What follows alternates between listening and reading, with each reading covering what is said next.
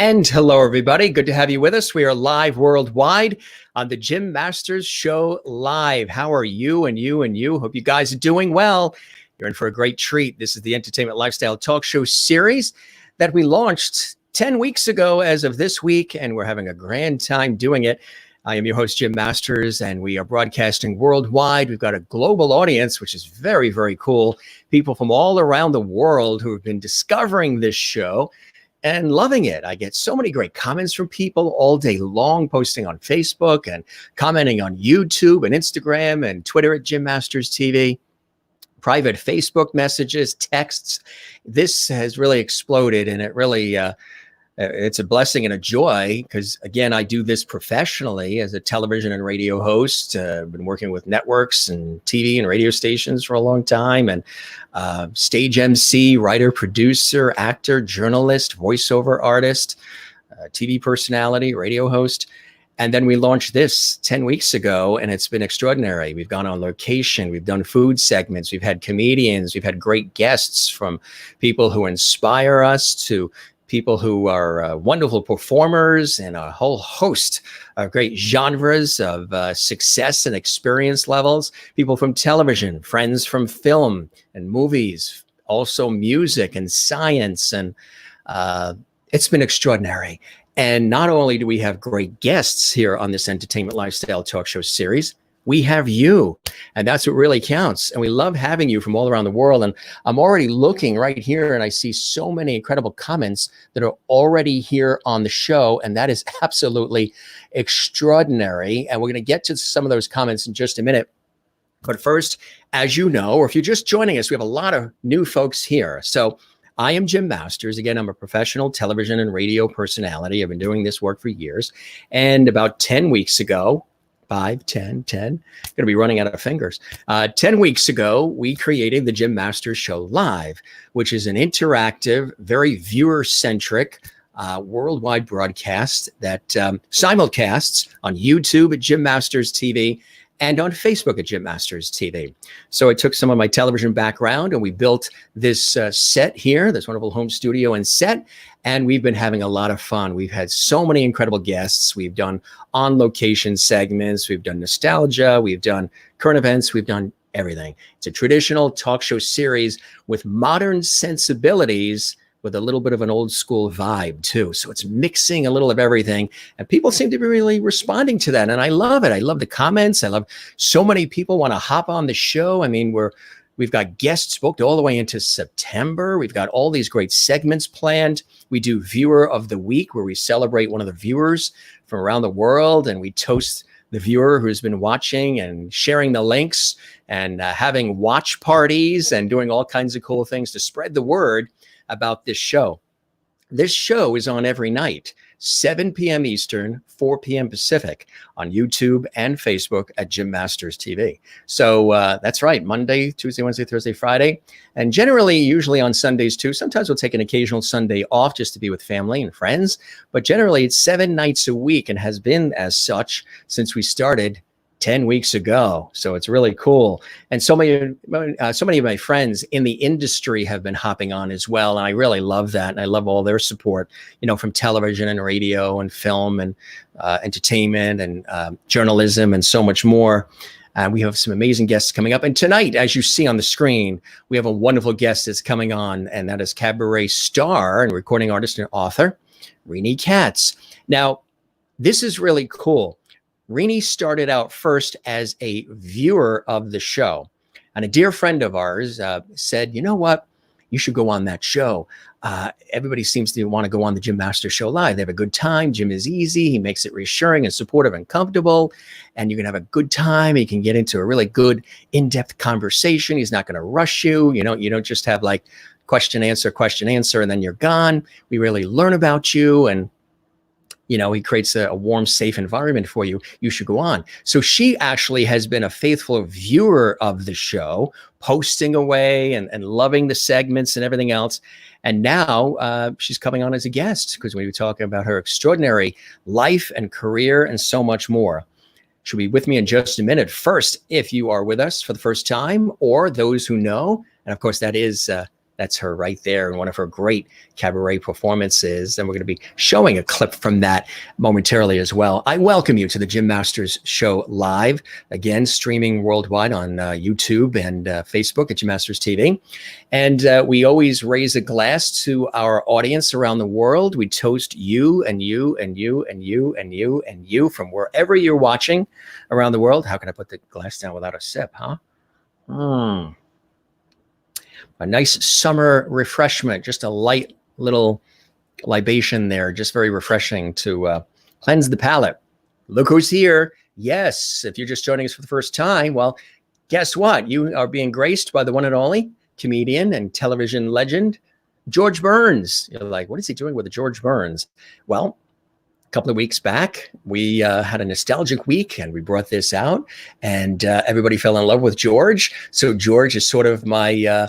he's sort of my Ed McMahon, like Johnny Carson had his co-host or his compadre. So he is my compadre, and he says hello to everybody. And if I don't put him on, the viewers constantly say, "Where's George tonight?" Yes, he's got his cigar. This again is the commemorative 100-year birthday doll. It was my Aunt Lillian's, and it got passed down to me.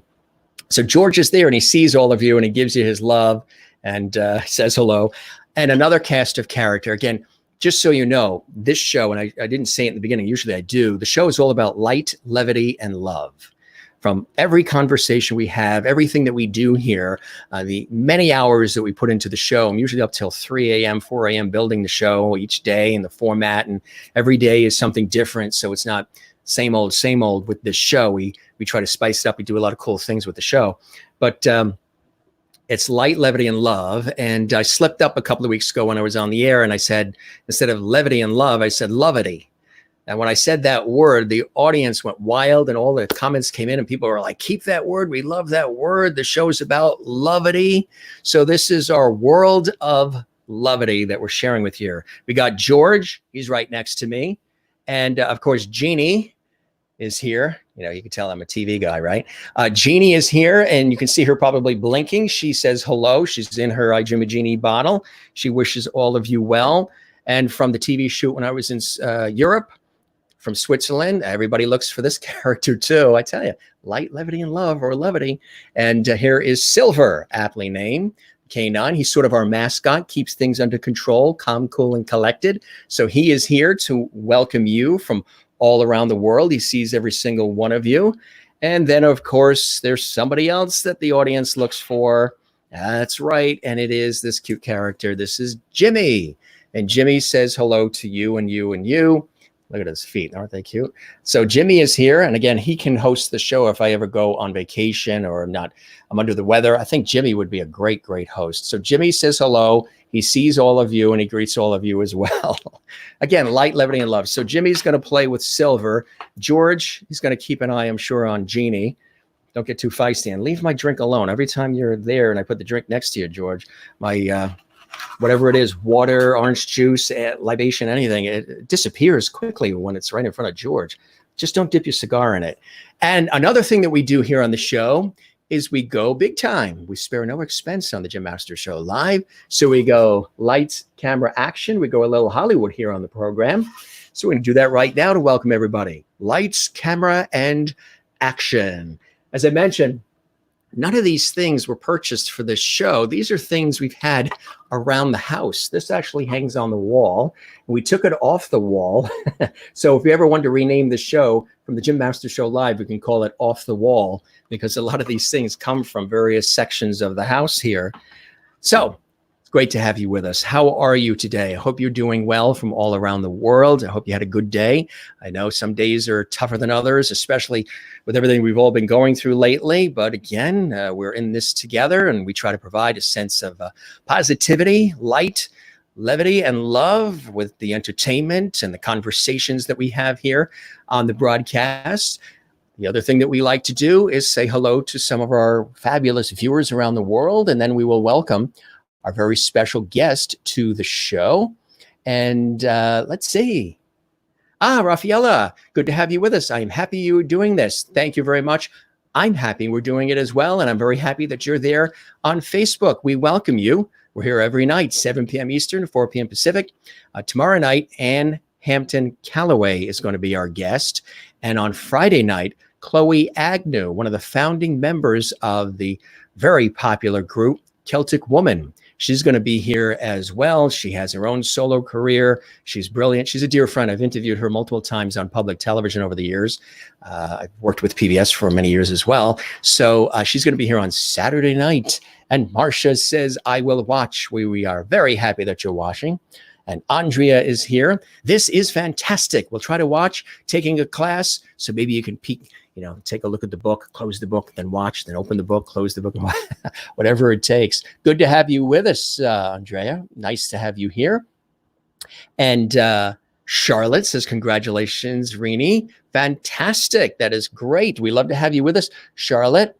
And hold all calls. I'm on the air right now.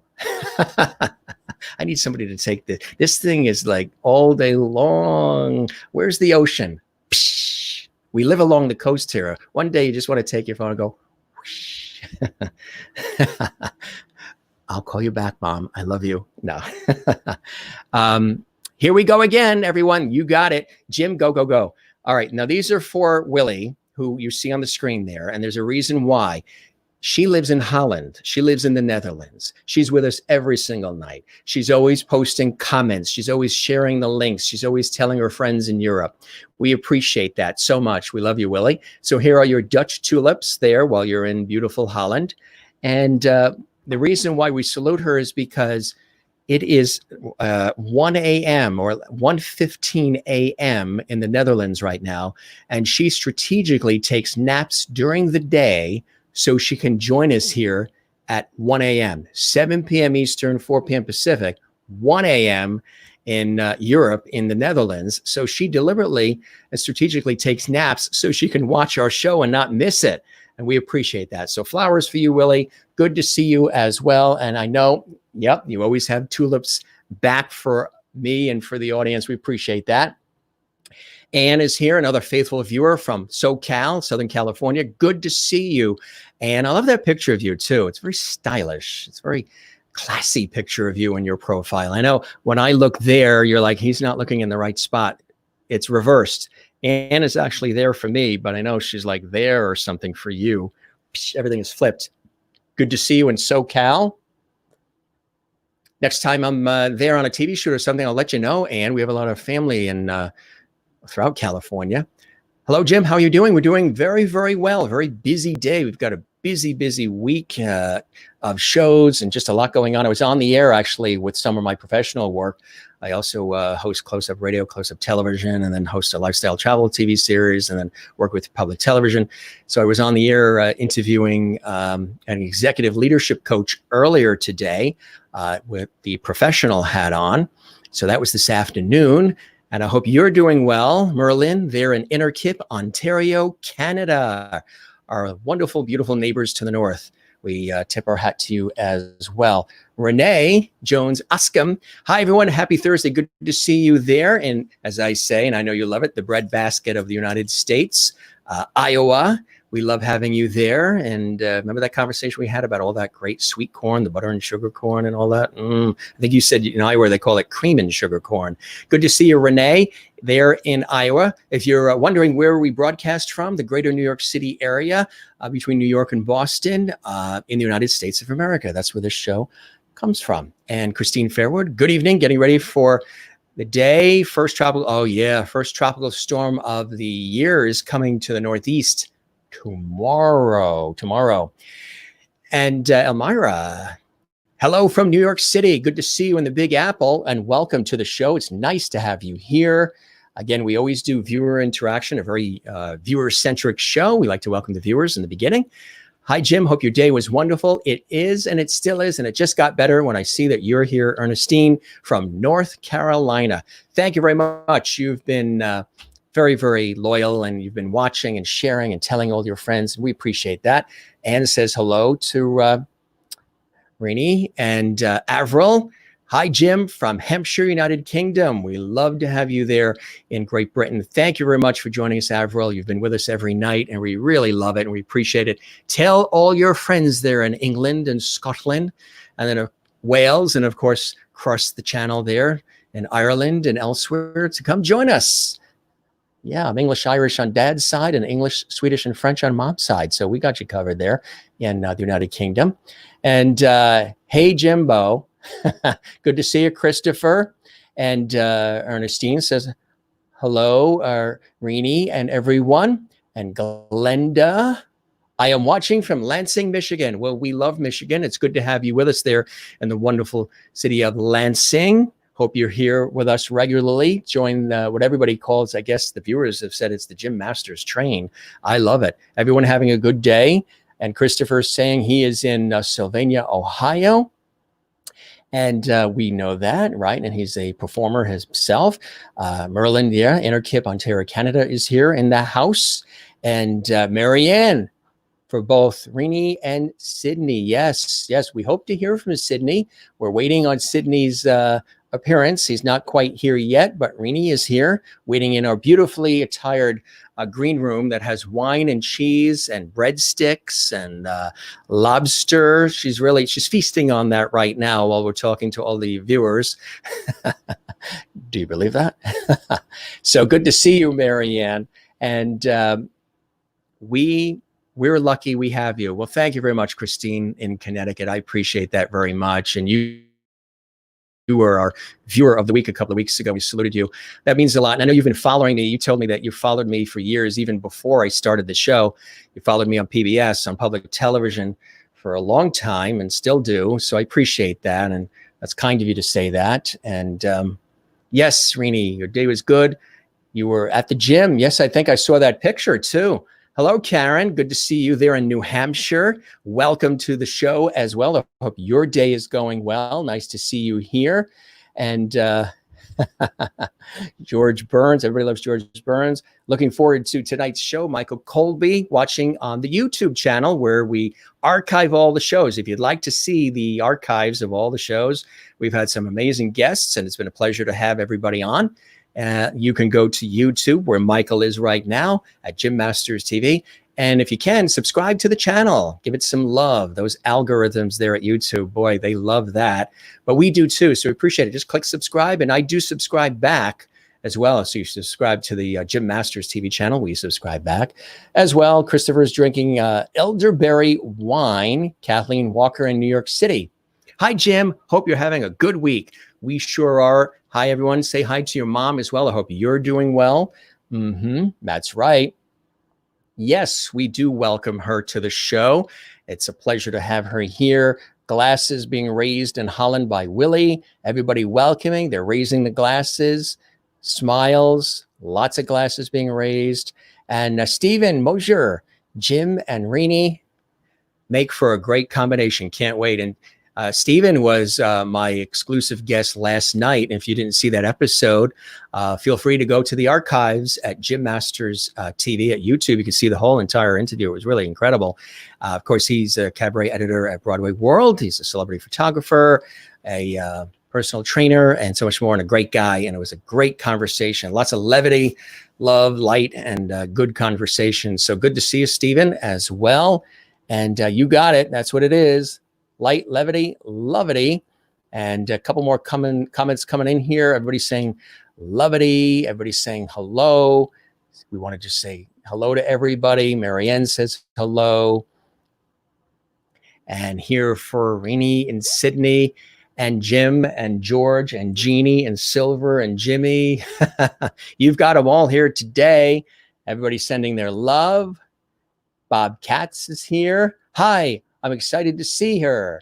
So are we. And thanks for watching on YouTube at Jim Masters TV as well. And your life is Facebook Live. Or if you get bored, you can also watch this on YouTube as well. And first time here, we like to see that. First time here, very excited. Maria Schwab, welcome to the Jim Masters Show Live. We're excited to have you here as well. And Linda Hutchinson, good evening from Alabama. Just got off work. You just got off work. You hopped in the car. You sped home, fired up that computer. Got your, was it color teeny, like Tom Snyder used to say, color teeny going through the air. You got your color teeny and you're all set. Good to have you with us. And thanks for joining us there in Alabama. Yes, of course. We second that emotion, Myra. And lovely to see you as well. We've got just going through a few more here and they're going to welcome her. And hello, Helene, you were with us last night as well. Glad to have you as part of our fan base and our friendship here on the Jim Masters Show Live. Hi, everyone, to you as well. Jacqueline, it's nice to see you here as well. Jacqueline, wonderful to have you here. Thank you very, very much. Yes, we have Susan here too. Ecker, Joshua Coach Rini, and that's way to go in Hebrew. I love that. That's fantastic. We just learned something. See, you learn something new all the time on the Jim Masters Show. And Susan could probably say it even better than me. And let's see here. A few more. Lots of love coming in. Can't wait to see Rini. Good stuff. So lots, and there's lots more coming in. So thanks for all the love. That's just a few of them. We will scroll through. I'll show them to Rini as we're chatting as well. But again, I hope you're having a good day. Welcome to the Jim Masters Show Live. It's a pleasure to have you here. And we're going to welcome my very special guest. And we've been working on some really cool things that we're going to be showing you throughout the conversation. And good evening, Marilyn. It's wonderful to have you as well. Thank you very much for joining us. Love when you tune in as well. Hope you're doing well and having a good day. Thanks for being with us here on the show. All right, let me tell you about our very special guest. You can see her photo there on our monitor behind me. And I know you guys love her, and we all do. There she is. All right, standing ovation, standing ovation. Let me tell you a little bit about her. And Sidney Myer is due to join us.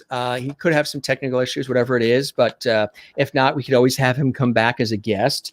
But he's the Cabaret booking manager for almost 4 decades at Don't Tell Mama, and he's a wonderful guy too. But right now we are going to focus on our very special guest and longtime viewer and supporter of the Jim Masters Show Live. So she's not just a guest. She is a faithful viewer and fan of the show, and I really appreciate it because she's been telling everybody about the show too. Rini Katz is not only a wonderful person inside and out, and I think I see Sidney coming in. I think I see Sidney coming up. Yep, there he is. So we see Sidney. So Sidney's there. We will be bringing him in momentarily. First, it is Rini, singer, poet, and survivor who truly believes everything is possible. And her personal philosophy especially rings true in this unprecedented time. She says, I don't think about what I have lost, but rather what I have been lucky enough to keep. Her music and written words both revolve around embracing rather than suppressing hardship, and how that ultimately yields to compassion and love, the greatest gift of all. A proud native New Yorker, Rini was born and raised in Flushing, Queens, or she calls it the Midlands of Flushing. One of our faithful viewers is in the Midlands of Eastern Perth in Western Australia.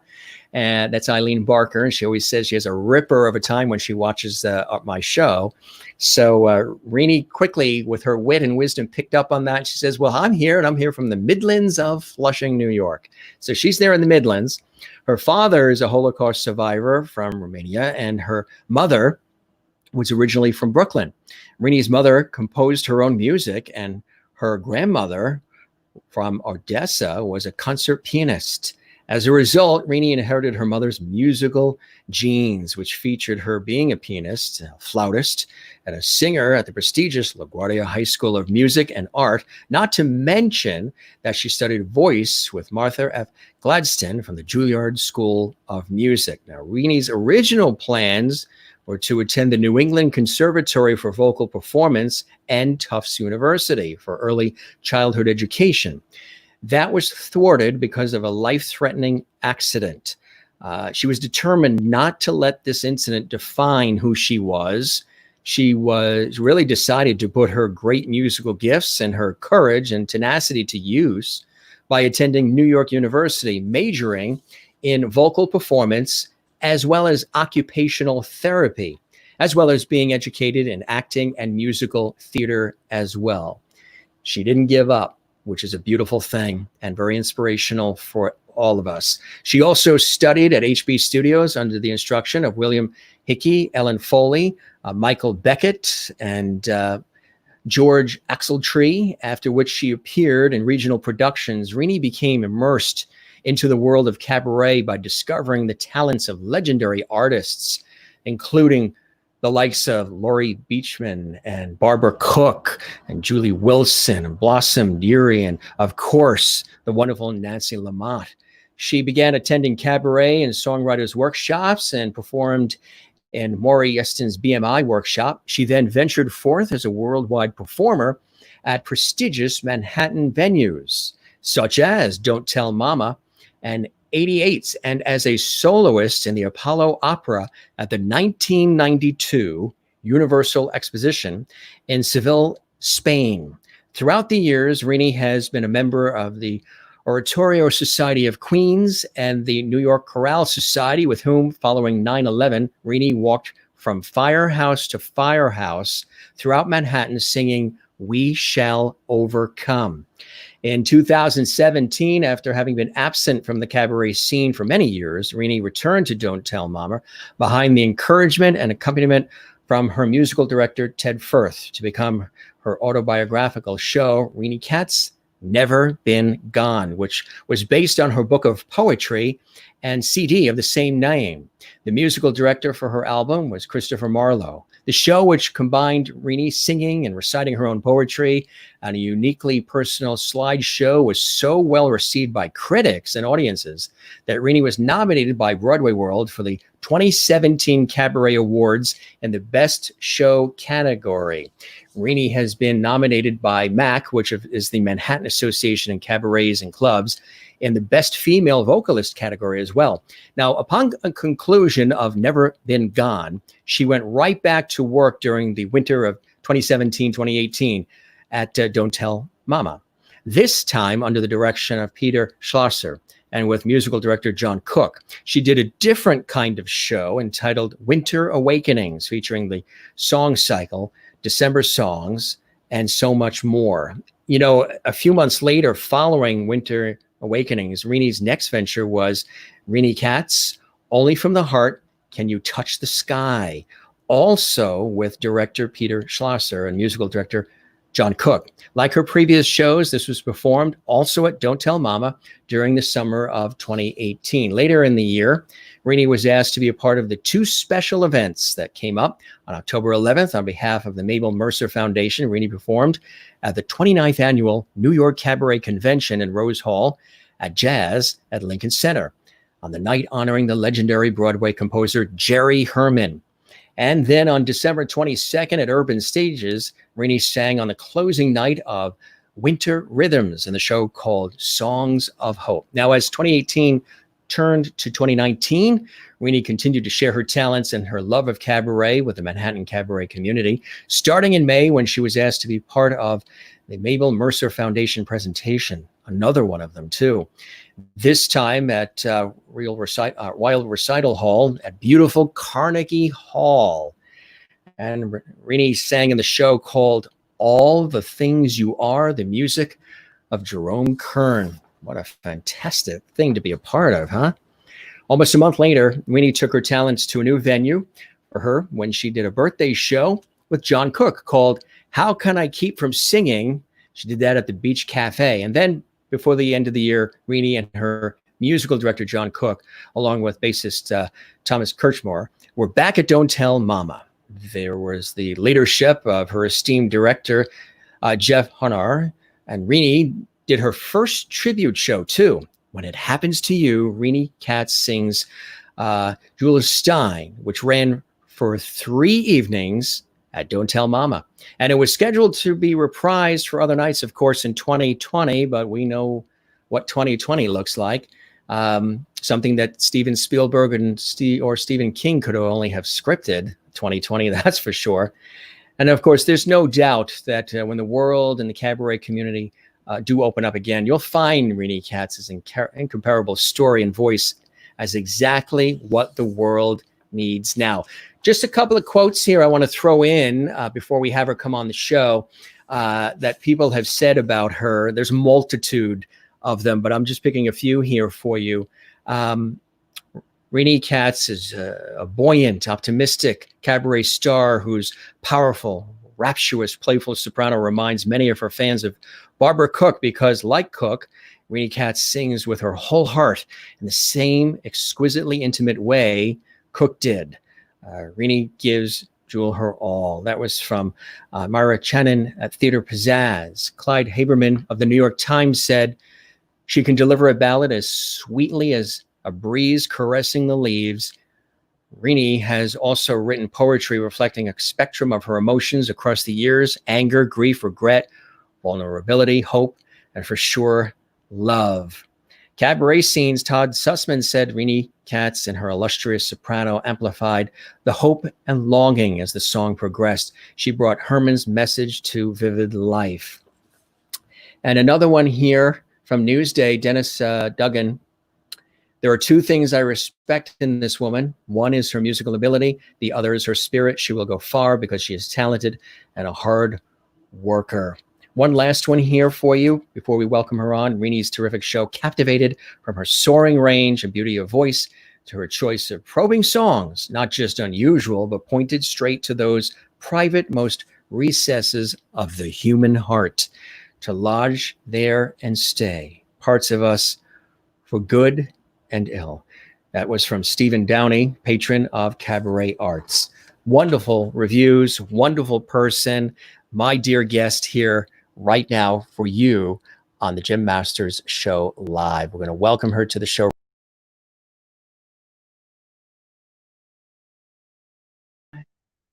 Hello? Hello? Can you hear me? How are you? We see you. Yes, we hear you. Mm-hmm. And you hear me, right? Technologically challenged. Can you hear me now? I can. Oh, Thank that's okay. That's okay. Because you want to introduction? Yes, thank you for that beautiful introduction. Can you hear me?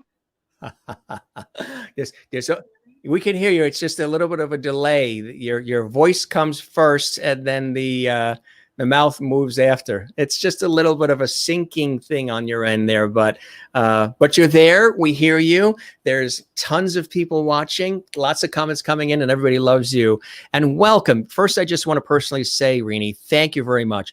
Ever since this show started, I think maybe within a couple of weeks of the show starting, you've been watching the show. You've been watching the presentations when we have guests. Some of the nights when we just have a lot of fun with the audience and I take them on location and we do cooking segments and all kinds of comedy and different things. And you've had nothing but beautiful comments to say. You're very supportive of this show. And I love you for that. And it's I'm so excited to have you as my guest tonight. You're playing a different role tonight. Yes, thank you. I'm really enjoying your show. You add a lot of depth to a lot of the conversations, which I really appreciate. That is my pleasure. That is my pleasure. So, you obviously, as we've mentioned, and you and I have been talking about it, you've had and continue to have a beautiful and an extraordinary life, a life well lived, and a life of strength. And I know you won't say resilience, but I certainly will say it. I know a lot of the viewers will say that as well. You are a real light, and I talk about light, levity, and love on this show. As you know, I say that all the time, or levity, and you are a shining example of that, Rini. You come from this beautiful background that I illustrated in the introduction with your parents. Set the stage for us, for those maybe that don't know that background that you have, the exposure to the arts early on, and some of those early inspirations in your life when you were a child that sort of tickled that interest early on to get into the arts and get into performance. Well, my grandmother was from Odessa in Russia, and she was an amazing pianist. And she taught me the scale and the notes, and we used to sing there. And that's where I got my first exposure. And my mother improvises music. My mother happens to has a severe hearing deficit. But even though she has a severe hearing deficit, she is still able to improvise music and play on the piano. And she was very inspiring. So those were my two main influences when I was growing up. Of course, there were Broadway albums and, all the singers that I loved, Barbara Cook and, just Julie Andrews and Barbara Streisand, all the records I sang along with. But the two musical people in the family are my grandmother, which is, where it originated from. And then my grandmother. And I hear there were cantors on my grandfather's side. So those were my influences when I was very young. Wow. Yeah. Those are the influences. Some wonderful influences to have. So then let's go back in time a little bit and continue that thread. So then what were some of those first steps, the entree into the education and the training and the schooling and the preparation for your career early on in your life, Rini? Well, I actually loved ballet dancing and tap dancing. And I actually studied dancing from 5 till when I auditioned for the High School of Performing Arts. But I also took piano and studied flute in junior high school, but not a lot, but mostly piano. So I tried out for the High School of Performing Arts on dancing, the High School of Music and Art in piano, and I got into the High School of Music and Art. So I went that direction. And because they did not have a piano department at the High School of Music and Art, I was put in the flute department. And I worked my way up through the orchestras till I got to the Orchestra 8, it was called. And I worked very hard. I also was singing, and I was in the choir at Music and Art as well. And when I was younger, I always wanted to take voice lessons. But they would say your voice has to change. It's not like today where everybody's belting when they're really young. They said you shouldn't do that. Back then I had to wait till my voice started changing. So I actually started formally studying voice just when I started into high school. And I was in all city high school chorus, and I was in the choir in Music and Art.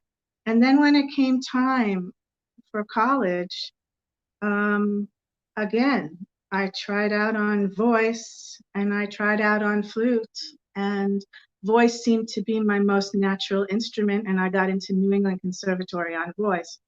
But I had worked very hard on the flute, and I had worked very hard on the piano, and I loved them all. But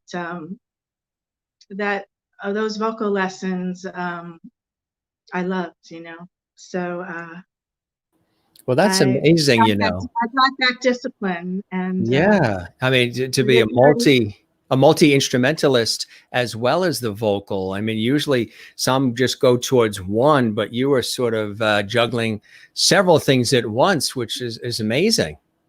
Yeah. And then when I was all set to go to New England Conservatory for voice, and that's what I was going to do.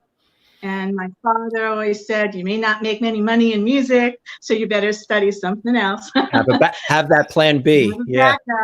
So I was going to do early childhood education and go to New England Conservatory. That was my plan. Yeah. So, until I had this incident happen to me, which changed my plans, but only for a little while. So. Right, exactly. It was a situation that was an international situation, which thrust you into a whole new realm and sort of stopped everything for you. And you talk about it, and you've shared that story with so many people because it is, inspiring maybe for others who are going through significant things that happen out of the blue in their lives. I mean, we're sort of dealing with a little of that now with everything, with pandemics and all these things that are happening, but this was something individualized to you. So through all of this incident that happened, tell us about that process of being this wonderful performer and having this desire and passion and need to communicate with others, but being thrust out of the blue into this situation where you were going to have to pause that for a bit. Tell us, how you were able to meander through all of that, because there may be people watching right now live or later on in the archives who may be very inspired by your story. They may even know of the story just through the name, but it may be very inspirational. Well, to be brief about it,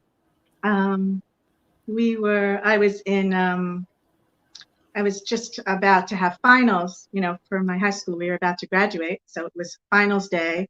And I took my trek from the Midlands of Flushing up to Harlem, which is where music and art was. And I did the things I do every day. And I was waiting for my train, and some person pushed me from the back onto the subway tracks. And the train went over me. I somehow rolled to the left, saving my own life, except for my hand, which was severed by the train. And I was taken to Bellevue Hospital, which is where they had an amazing trauma unit. And there was a new surgery at the time. I was one of the first cases, which is why the media attention was so high, besides me being young and a musician. And coming from a family of survivors myself. So I had this 16-hour operation where they reattached my hand, and everybody, it was a miracle. And I was very fortunate to be alive. It's funny, one of the first memories I have of that is there was this amazing violin player. His name was Raphael, and he was what I considered such a talented man. And I remember them pulling me up on the stretcher out of the subway, and I said, thank God this didn't happen to Raphael, which was a crazy thing to say, but that's just me. But anyway, I had this operation, and it was a big thing. I didn't even know how big it was in the papers and everything until I eventually turned on the news in the hospital room. But they did save my life, and it was I had a wonderful microsurgery team, and there's some of the pictures. But what was extraordinary was the reaction of New Yorkers from all over the city, who sent me lots of letters, thousands of letters, pieces of music and poetry, which I plastered all over my hospital wall to make myself feel better. I got notes from Yitzhak Perlman and flute players from all over the world, and you're showing some of the slides, but it was very inspiring, the reaction of New Yorkers, and I will never, ever forget it. I'm going to read you a letter from a boy from public school who inspired me.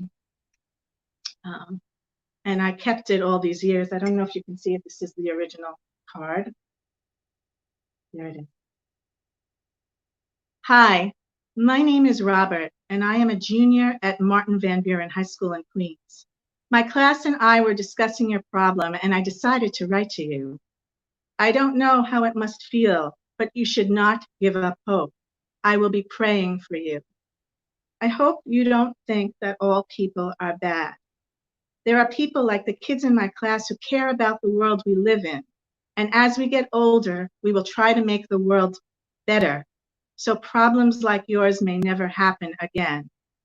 Try to remember my letter as you go on through life, and I hope you will get better fast, so you can go on enjoying life. Thank you for reading my letter. So this boy, Robert, and all the other New Yorkers helped to chase some of the sadness away. I was also called all kinds. I also got letters from religious zealots. You know, some of them called me sinners. A lot of people gave me prayer cards, which I really appreciated. I got letters from prisoners. I got all kinds of amazing responses, and it was amazing. And then there was Mayor Katz, who wanted to make sure my family was okay. My father didn't accept any help from him, but he offered it, which was a wonderful thing. So, you know, I had 7 or more surgeries on my hand. I had 2 years of rehabilitation at the Rusk Rehabilitation Park. Yeah, that's a picture of Mayor Koch would invite me to Gracie Mansion to sing several times. And that was actually my foray into cabaret singing. That was the beginning. And he was just lovely. And in, so yeah, so there's the picture over there. But yes, there are my parents. Now, my parents are both survivors. My mother from a hearing deficit, my father's a Holocaust survivor. So they are 2 very inspirational people to be surrounded by. And I was surrounded by a lot of love, and my brother, who is also a performing artist, his name is Bob Katz. And so I was surrounded in love, even from my high school friends who gave blood, and there were benefit drives. But it was a wonderful thing. Yeah, that's a picture of my first husband. We were on the front of the New York Post when we got engaged. So getting back to the media was both positive and negative. The positive was that the media provided awareness of the microsurgery team. This is one of the positive things that came out of this incident. The microsurgery team was on the verge of not getting funding, and my accident helped to fund it, and also to give that department new microscopes to help other people who have, you know, need their limbs repaired. So I feel really good about that. What you see here is Jacob Javits. Me and him at Bellevue Hospital, we did a lot of fundraising for AIDS, and we did a lot of fundraising to try and develop the outdoor Rusk Rehabilitation Park between Bellevue and NYU, which would have been an outdoor facility to help stroke patients and amputees navigate their outdoor environments. And it was supposed to be on the roof of the hospitals, but unfortunately, the airspace, real estate won over this great project. That I did get to work with Senator Jacob Javits when he had ALS. And he was incredibly inspiring. He was on a respirator at that point, even in this picture, and he was just amazing. So he was one of the people I fundraised. And then, you know, there was a surreal night where John Ritter and Kevin McCarthy, who were in this movie Heroes at Large, decided to honor the microsurgery team and me as heroes.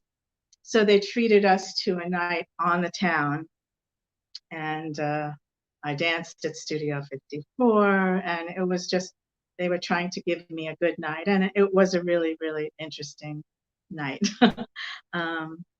There's a picture there somewhere of me dancing, which is funny.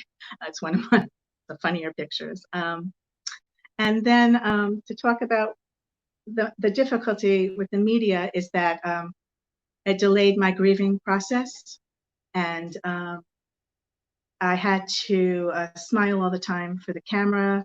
And I learned that from my father, who was a Holocaust survivor, to smile and get through it. And, you know, that was positive and negative. It helped me move on, but I never really got a chance to grieve because I had to be on all the time, and that was difficult. So there were positives and negatives.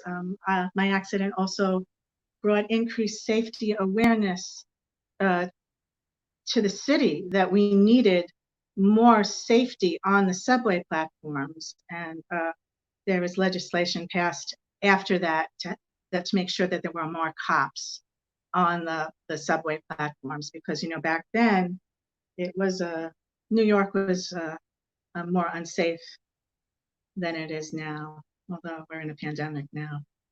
Anyway, the picture you see here is my microsurgery team on the front cover of New York Magazine. The solo picture is Dr. Daniel Baker, and the other main surgeon was Dr. William Shaw in the glasses in the other picture. So those were the people that saved my life. So I started writing poetry in the hospital and years after it. And I'm going to read you a poem from my book, which I gave Jim. And I just need to find it. Okay. Hi there. It's called Wildflowers and Daisy Wishes, and it's dedicated to the young victims of the world. Growing up before your time, you had no choice. A meadow of wildflowers and daisy wishes plowed down by evil depths of darkness. Now, still miraculously here like a perennial, surviving and growing subtle layers year by year that make one see in a slightly different light. Appreciating what's less visible to others, as time is so precious, and so is love. Always questioning, vulnerable, and scared, but with inner core strength. No use getting down all the time, because then evil wins. He reigns because he's gotten you just where he wants you. You cannot let that happen. Gather strength from kind others. Shine with a new perspective. Develop other talents within you, no matter how small you think they are. And fight and smile and cry, and then gather strength and fight and cry and smile again. Let others in, live and love, strive for what's real and important to your soul, and don't forget the wildflowers and daisy wishes. So I think what's important about that poem is, it's very beautiful. Thank you. Very beautiful. A lot of people ask me, are you angry? And it says right in that poem, for me, being angry just feeds into what that person wanted to do to me, and I won't let him have that satisfaction. Right. And that fuels me to keep going, and all the love I have around and my friends and the support. I have a lot of fuel for love, and my passion I still have. I am so blessed that I can sing. It's my salvation, because music is who I am. And, you know, so it's an extension music is an extension of all of our experiences. Mm-hmm. And that is my strength as a person. And a performer. I feel that, my father, who's a Holocaust survivor, has the inability to show a lot of emotion. I have poems in my book about him, but I did vow that the Nazis would not silence me, and that I was going, when I sing, I'm going to be able to be vulnerable and show the emotion for him and my family. And I'm going to try not to hide my heart. So when I sing, that comment about singing with your whole heart, Yeah, that's the fuel behind me. And I just don't, I feel sad that my father cannot show emotion. And I want to make up for it, if that well, makes sense. it does, absolutely does, and you're doing it absolutely beautifully in your life with your family and your career. And we have wonderful comments coming in. Magda correspondent, great seeing you, Rini, and also Evan. Hello from your Atlanta cousins. Oh my God. Yeah, huh? And there's a lot of wonderful people here. there are, yeah. I'm so grateful. I'm so grateful that you're all here. Me Thank too, you. me too. And Hillary Rollins is here as well. Hillary, she's amazing. is responsible for me. That's the first time I watched your show. She was a guest a couple of weeks ago with Michelle Browning. Yeah, she invited me to watch it, and then I've been watching it ever since. Thank you, and Hillary. By the way, I just some levity. I have how you have your little George Burns. Yes. And your clowns and your mascots. Well, after I ate my lobster in the green room, I went to get my cup, and I just freaking love Cabaret. Okay, that's my cup. Well, it might be empty, but let's toast anyway to you and to life, right? Clang. One day I'm going to spill that on my keyboard. And you had sorry. Also, hi, Michael Colby. About Bernie Siegel for a minute. Ann Kittredge is here. Yes, hi, Ann. Charlotte is here. You look lovely. Yeah, people, yes. Evan, and as I mentioned as well, and Anne is saying wonderful, amazing story. Thanks for sharing your experience with us. Thank you. Christopher Joseph, what a miracle that you have the hand. Of course, that's definitely a plus. But let's see. Sandy says, beautiful inside and out, caring, loving, warm, giving beautiful smile, heart, and voice. So talented. Willie, of course, who's that tried and true there in the Netherlands, says, wow, what a story. She sends love as well. Marilyn, amazing and inspiring. I mean, it's beautiful. I know you're very humbled by all of this, but it's beautiful that you see that you touch people's lives. Any of us who are performers or communicators, as we are, people that love to inspire and are positive and empower others through our work. It's nice to see these things from people who really are touched. I really love you, Rini.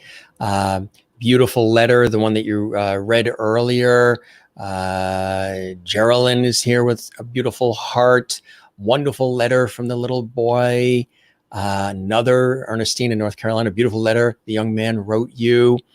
Michael Colby, one of the most moving and inspiring life stories. I know he's watching on YouTube.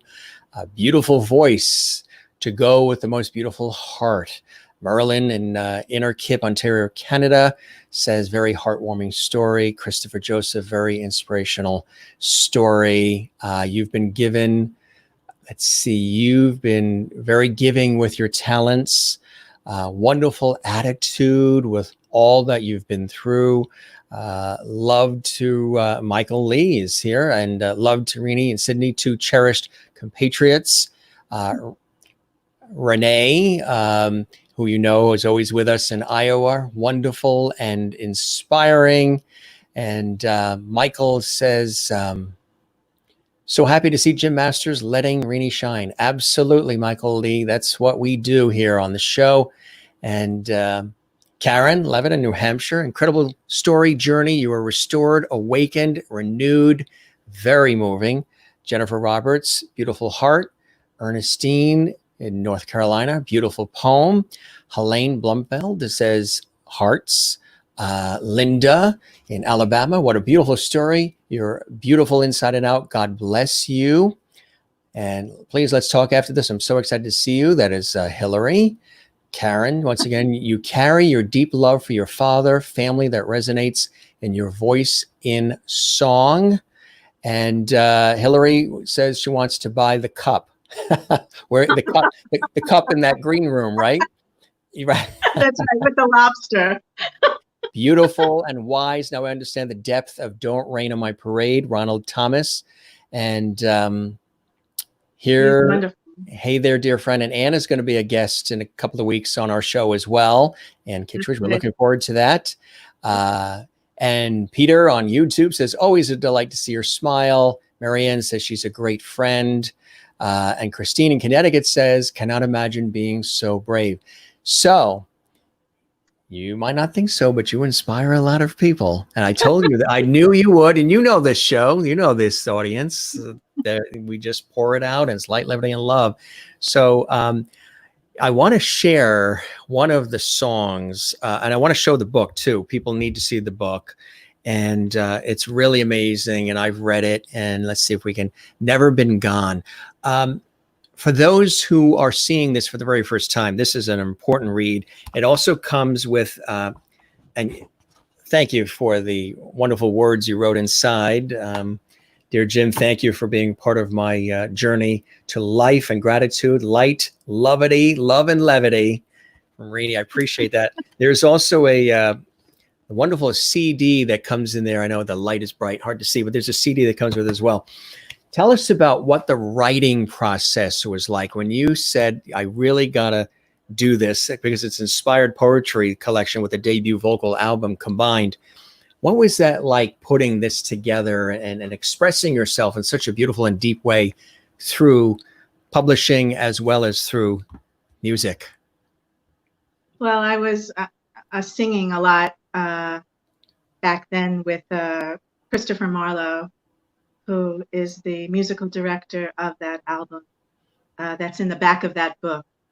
And I loved working with him, as I do working with Ted Firth, and I love working presently with John Cook. I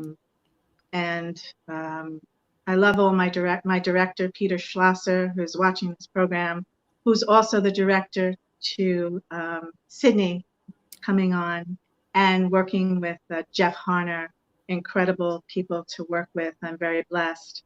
So I've been writing poetry throughout that whole process, just, sheets of paper. And I realized that, of course, it was the process sitting me, right in front of my face. And my friend Lorraine Danza, she helped me put it together in an order.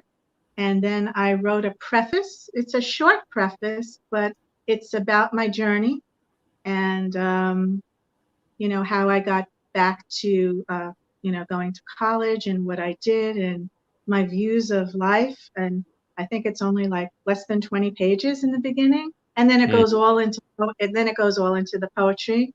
And then the music CD is in the back because the messages of the CD and the songs parallel the messages to the poems. So for me, it kind of all went together.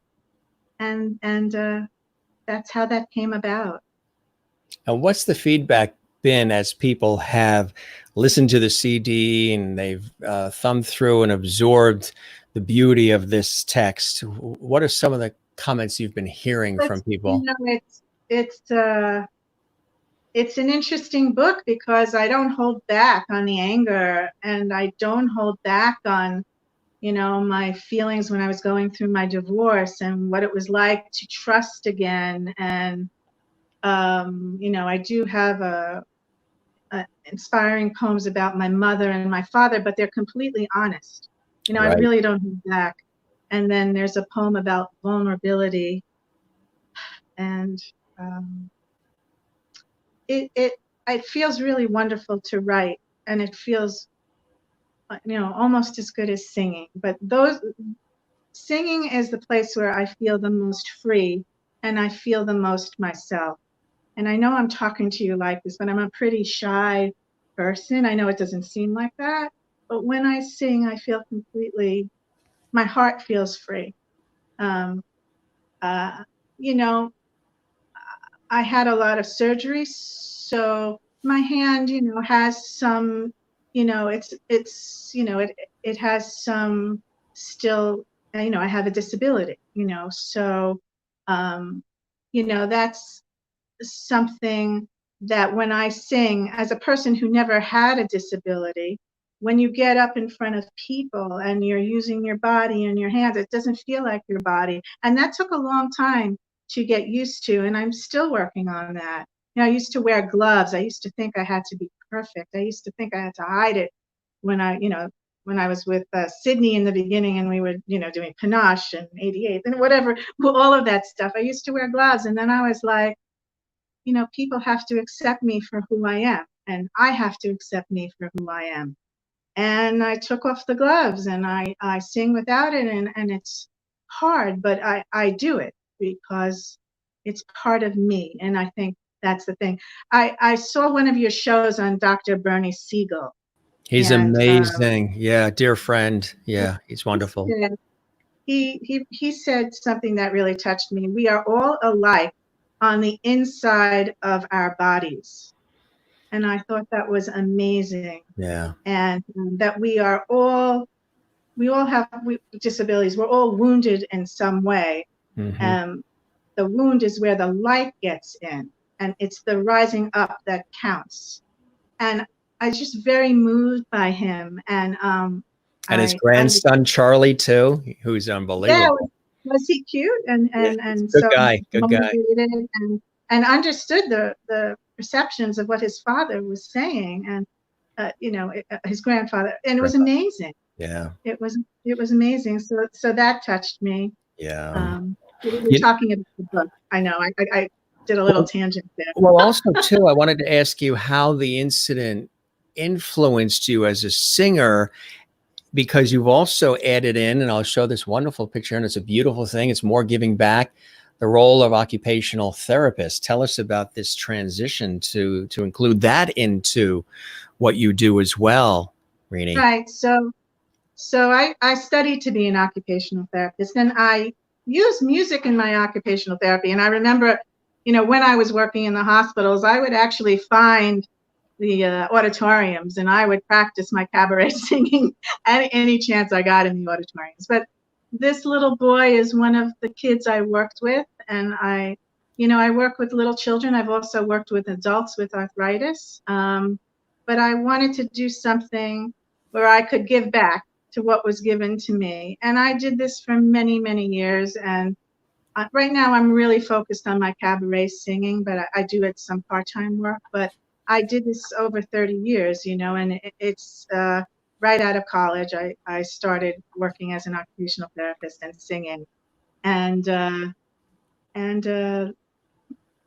it's a way to give back. And I've met a lot of interesting, inspiring people. And you never, tell people, what it's like for them, because everybody's experience is different. So even though I had something happen to me, so what? Their experience is so different. Mm-hmm. But it does, when they see me persevering, I guess it helps them as well, and vice versa. It really does. For you, I know cabaret has been a big influence on your life. What is it about cabaret specifically? Because I know you sing other types of material and you can take on a lot of different material, but what is it specifically about cabaret that really speaks to your heart, Rini? So it's not, you don't have to fit into a mold. It's not the external of how you look or how you sound. Mm-hmm. It's actually your heart talking to another heart in the audience close to you. It's an intimate kind of conversation. And you don't have to be anything else but honest. And if you're not honest, people know it. And if you can open up enough to be honest, and strive for that, that's what I love about Cabaret. Even when I would listen to Laurie Beachman with that amazing, gigantic Broadway voice, she was able to had the softest, most beautiful, soft, vulnerable quality about her voice, and I loved when she sang like that. And Nancy Lamott with all that silk, and Yeah. you know, and she, I was watching David Sabella and Sue Matsuki just had a program about this new book that just came out, a guide for performers. I'm going to show it. Okay, so I have it on my piano, and this is the director of my last show. This is Jeff Harner, who's an amazing performer and and director. But in this book, Sidney's in this book. He has a whole chapter on this book. So I just wanted to talk about that. But on the program that was discussing this book, Nancy Lamott was brought up, and she said that cabaret is as unique an art form as the people who do it. And I thought that was a lovely, lovely and true statement. So I just wanted to say it. And anyway, I love cabaret because I can be honest. I can be totally myself, and Which people appreciate authentic, right? And it resonates. People appreciate that. Yeah. And I love resonates. the repertoire. I love it for a lot of reasons.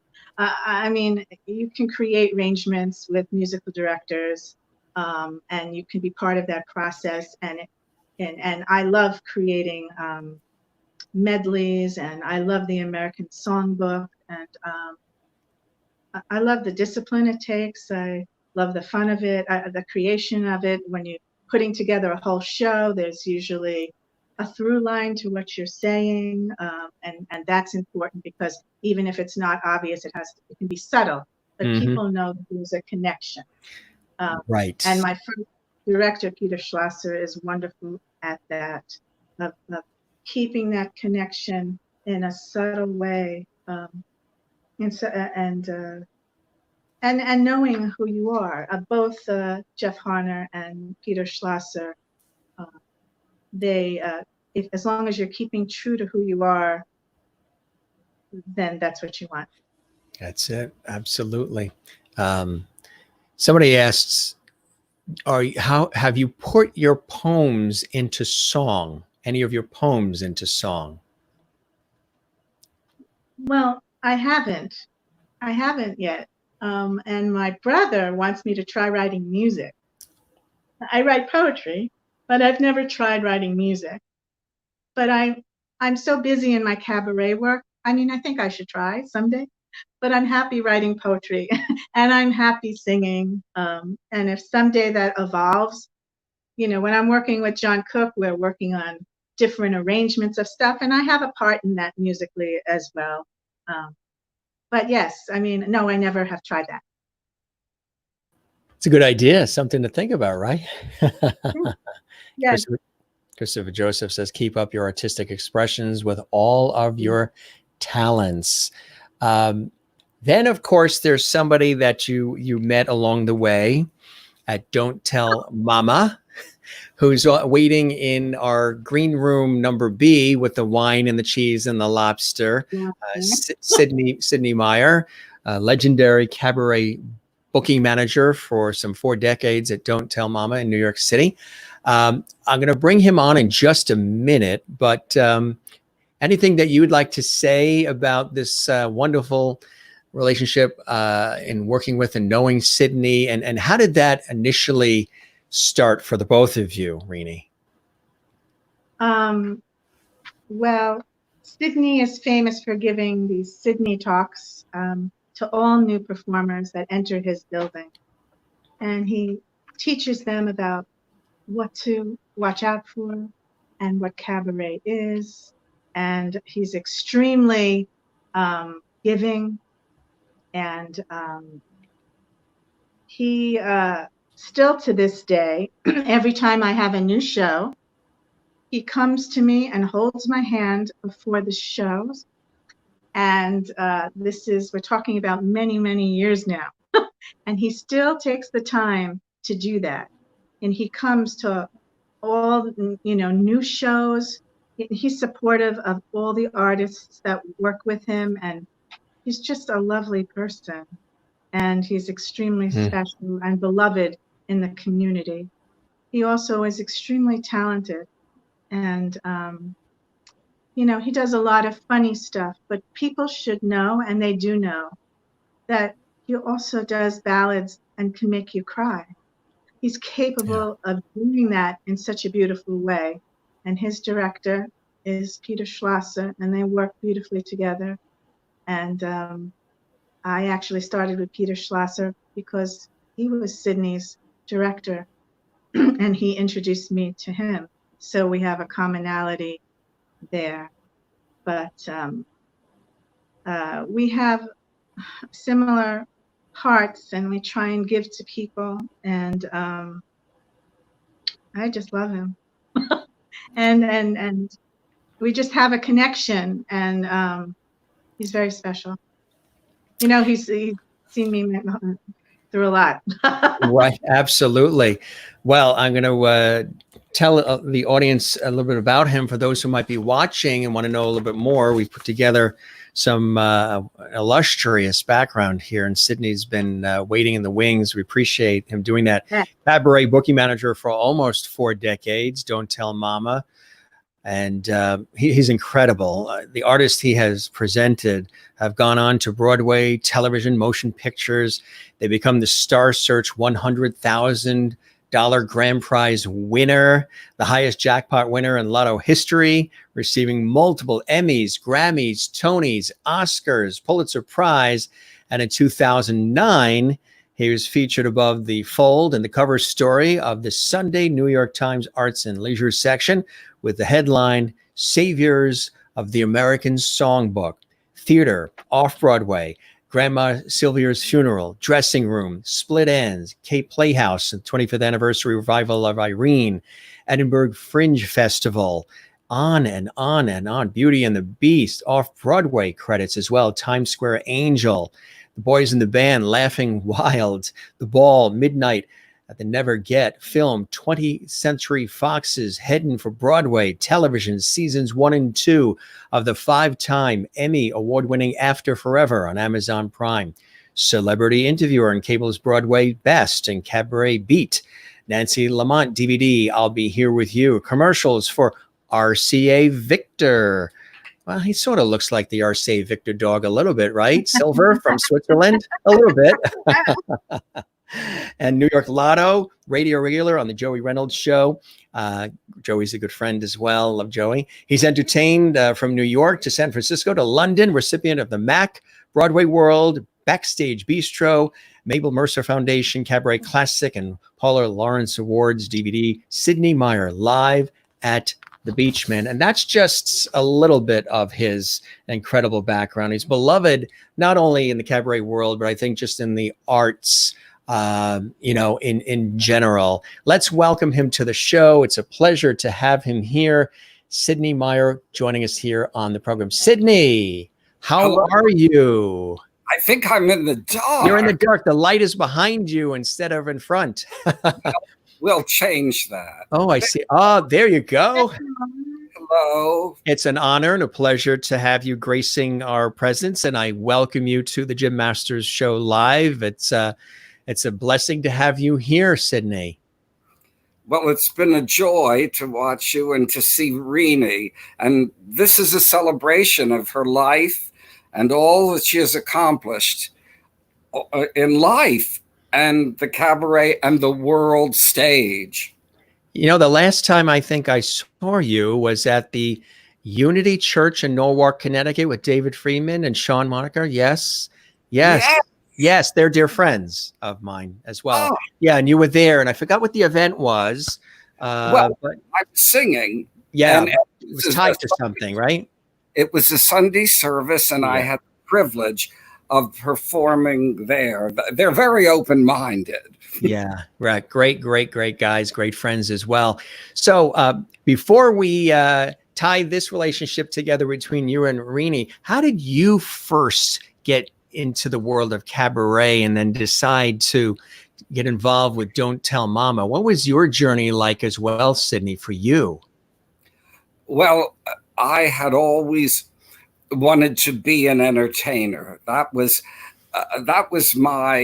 were my heroes, entertainers. And I was lucky enough to live in a time where I got to see many of the greatest stars of the 20th century live and in person, from Josephine Baker to Marlene Dietrich, Ella Fitzgerald, Bing Crosby, Judy Garland, and I could go on. And I just loved the fact that they were able to, it always felt so personal.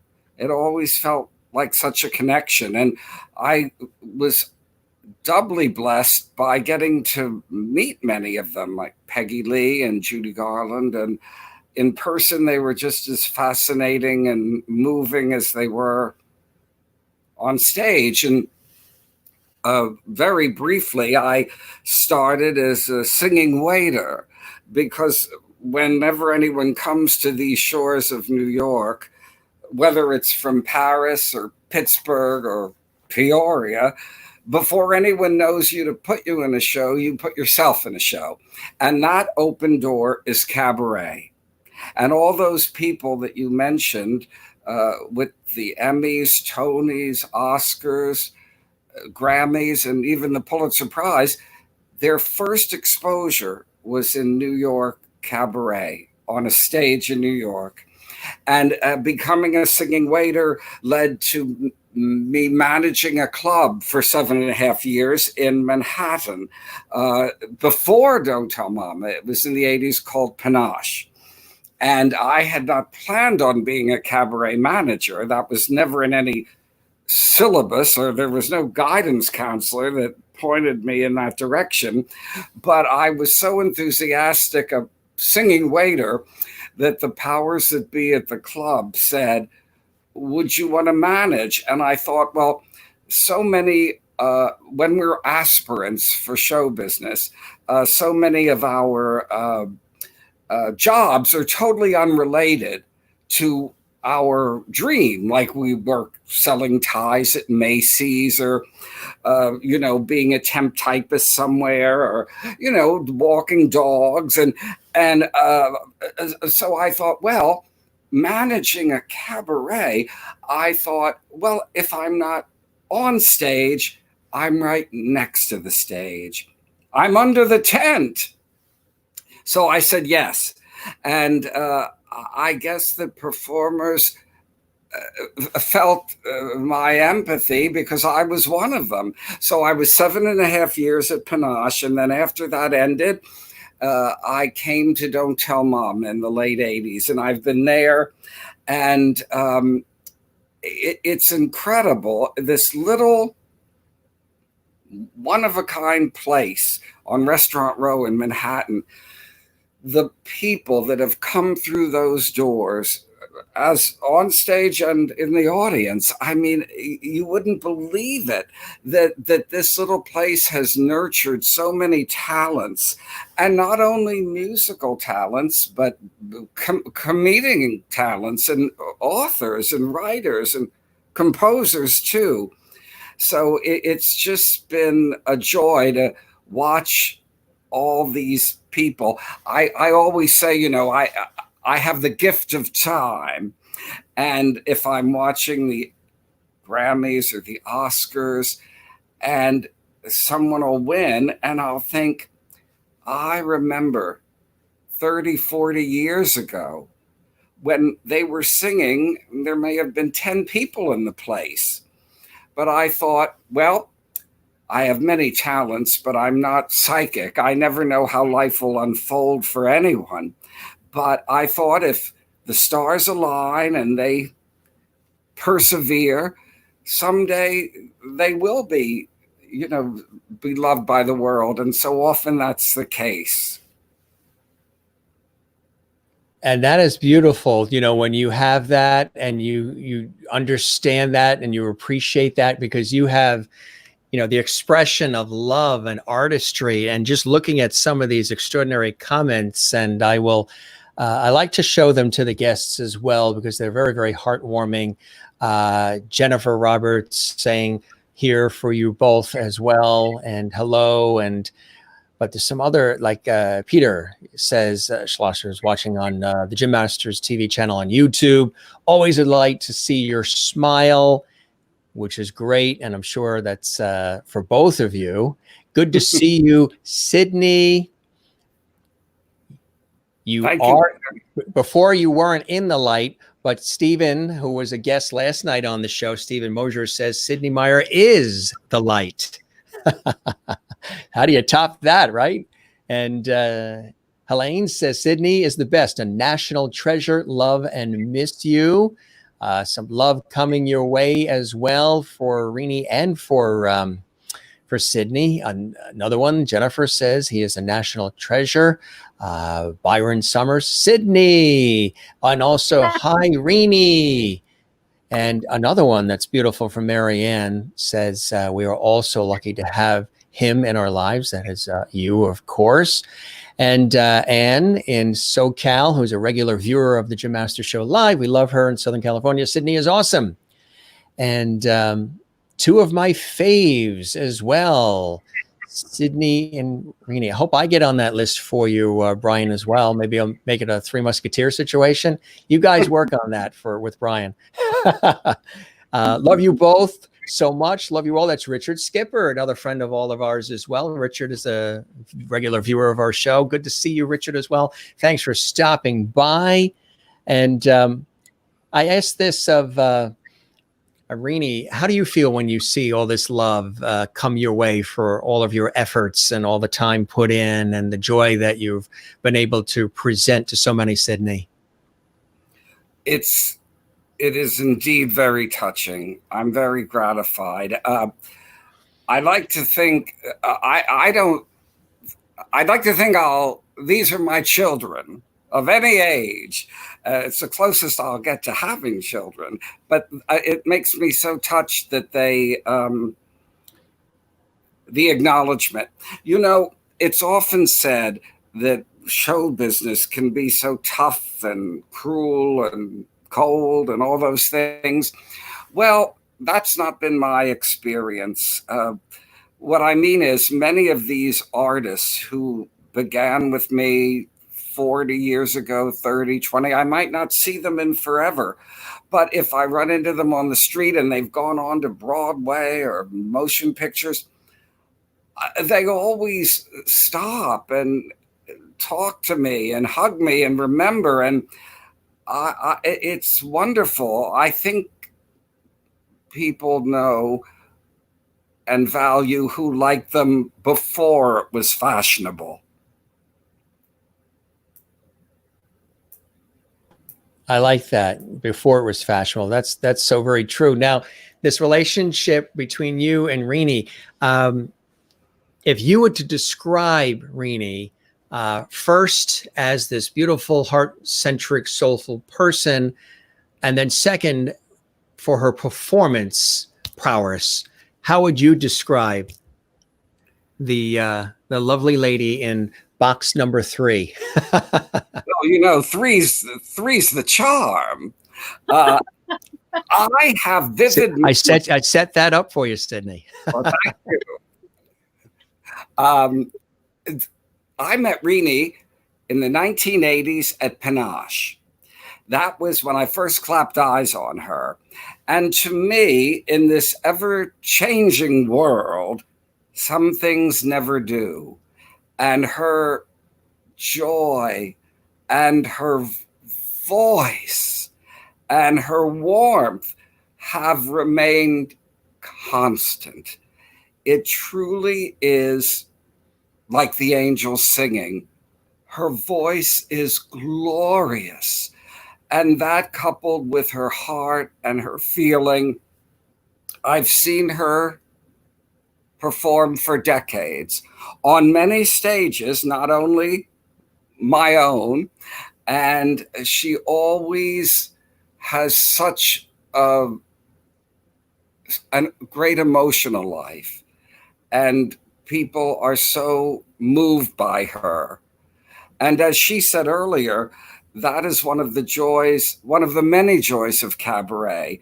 It's as individual as the artist performing it. And she has an abundance of talent and love, which she shares most generously. Now, when you hear that, Rini, if you can even speak, from somebody of the likes of a Sidney, what comes to mind for you? It's beautiful when you hear that from the consumers of the art, who are in the audience, who buy the CDs, who read the book, but then from the peers, the people who know what it takes to do the thing you do, he does, all the hard work for everything that I do in television, radio, in my world. It's very tough stuff. So when you hear that from a peer, how does that make you feel? It is hard to talk. It means everything. That's beautiful. Well, I think that's a wonderful segue to, and there's more comments coming in. We'll show them in just a second. But first, I want people to hear some of the music, and I want to start with one of the songs. We're going to have our crew pull it up here. Beautiful song from your CD, and the CD which you sent me, which I've been listening to ever since you sent it to me in the car and the home stereo, is absolutely beautiful. It's a wonderful shot of you as well. Never Been Gone. That title says a lot. And that's all you need, really, is those three words, never been gone, because it says so much. Tell us about the song we're going to start with is Never Been Gone, and it's absolutely beautiful, folks, so get ready to be moved. But when you said that you wanted to put the CD together and these particular songs, tell us about what the inspiration was for doing this beautiful and brilliant CD, Rini. I had been working on a lot of this material for a long time, and I am glad that I got it done before Christopher Marlowe moved to California, and we did get it done. It was a goal. Whenever I had some extra money, I would go into the studio and do one at a time. But I have to say, a lot of this material was tried out at Panache. And a lot of this material was worked on in that venue and the Cabaret venue, and then we stuck in a couple of other little things. But it was just an extension of all the work that I was doing, and I got it done. I want to record more, very, very much, and that's another goal. So. And the song we're about to hear, Never Been Gone, tell us about that one. This is a song from Carly Simon. The lyrics are from Jacob Brackman. And I love this song. It talks about not just the present, but like the future, and where we hope we're going to be in a more beautiful place. And, our talents and the love that we can bring to the world, it will be hopefully never gone. And it's just something to strive for. Your message is needed now more than ever. Your music and your story is needed now. There's a lot of people who might not have had the experiences that you've had, but have been affected in certain ways in their lives where, and this, like we're talking about a global situation we've all been going through in this year. I think the story and the message and the depth of it is needed now more than ever. So I want people to hear this beautiful song as sung by our wonderful friend and guest, Rini Katz. It's never been gone. Never been gone. Absolutely beautiful. And we'll be right back. Enjoy it, folks. You're going to love it.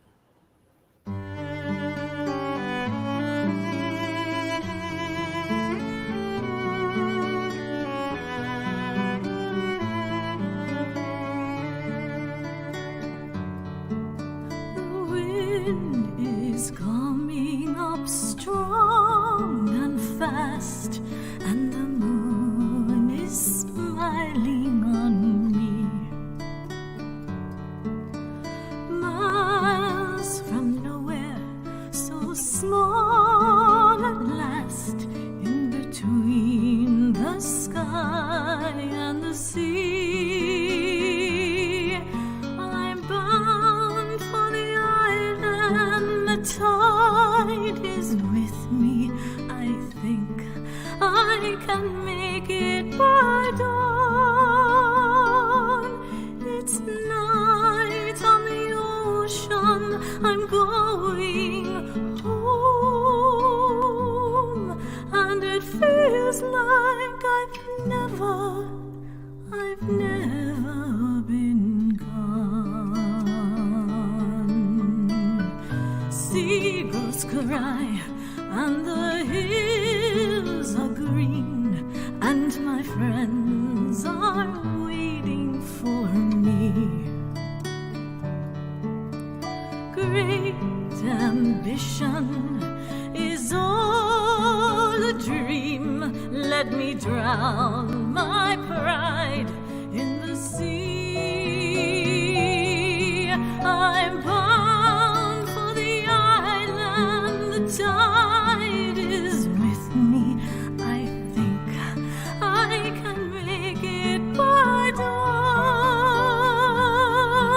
It's night on the ocean, I'm going home,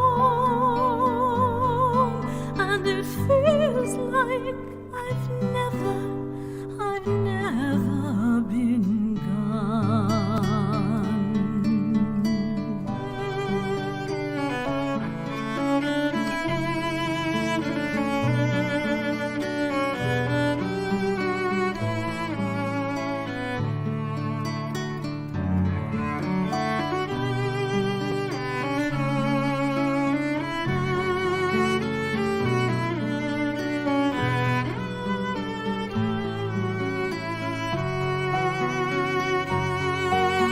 I'm bound for the island, the tide is with me. I think I can make it by dawn. It's night on the ocean, I'm going home,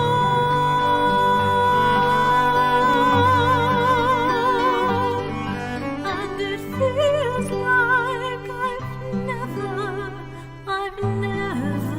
been gone.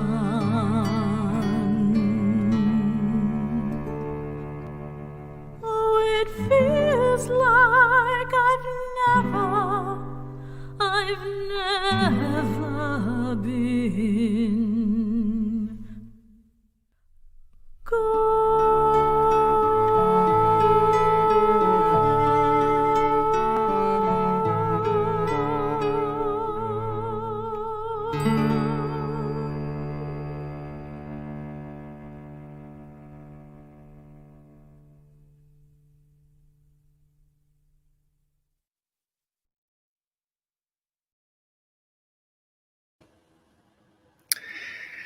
Wow. Wow, wow, wow. Yeah, absolutely. A standing and a sitting ovation. The comments just absolutely, a voice so beautiful. Thank you for sharing your gift, Rini. Love you. What a fantastic voice. What a pretty song. Lovely voice. Claps, claps. Even Willie in Holland, who is up at almost 3 a.m. for you, our friend Willie in the Netherlands. She says lots of claps for you. And Erin, watching on the Jim Masters TV YouTube channel. Yes. Wow. Susan's so wonderful. Michael is weeping. Very easy to see why. It really is a very beautiful, and the way you interpreted it, your voice is golden, beautiful, Rini as well. What a lovely voice. Just an outpouring of moving and touching commentary here as well. And even Ann Kittredge says you should seriously consider doing more recording. Absolutely splendid. Maria, absolutely lovely, Rini. So beautiful. Helena says, so beautiful, gorgeous, Rini. Linda in Alabama, what a beautiful voice. Jacqueline in Brooklyn, New York, lovely voice.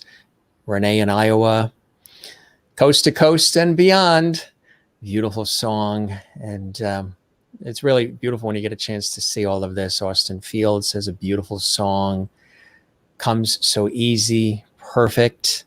Love the guitar with the piano. The instrumentation was really beautiful as well. Really, really beautiful song. Absolutely. And here we go. Rini is Katz Meow. Always a delight to hear you, Rini. So wonderful.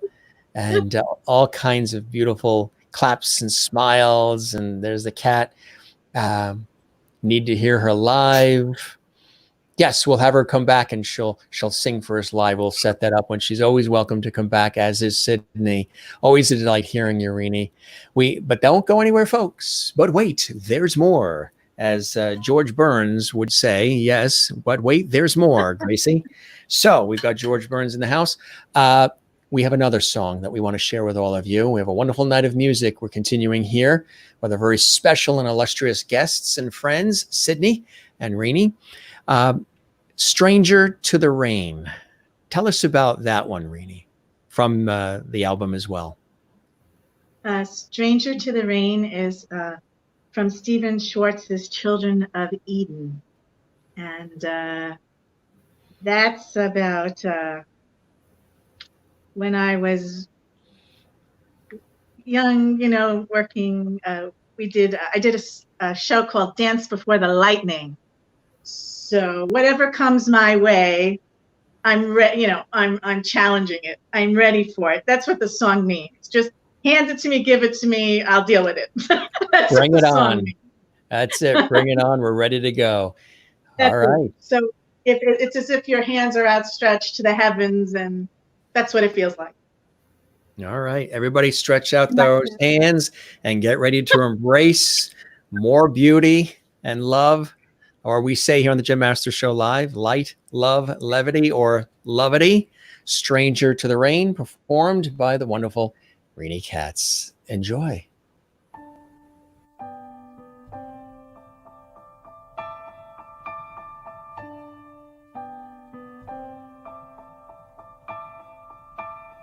Shed no tears for me, there'll be rain enough today.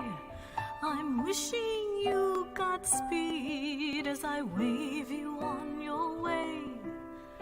This won't be the first time I've stayed behind to face the bitter consequences of an ancient fall from grace.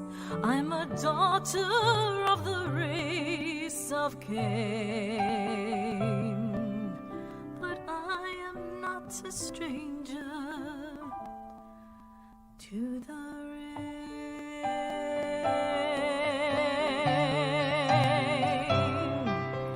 Orphan in the storm, that's a role I've played before. I've learned not to tremble when I hear the thunder roar. I don't curse what I can't change, I just play the hand I'm dealt. And when they lighten up the rations, I tighten up my belt. I won't say I never felt the pain, but I am not a stranger to the rain.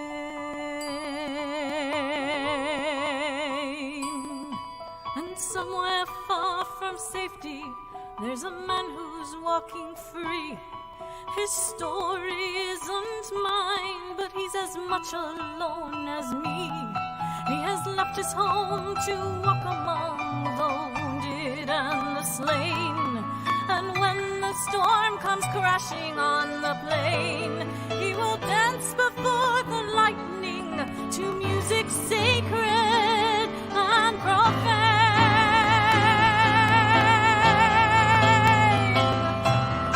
Shed no tears for me, light no candle for my sake.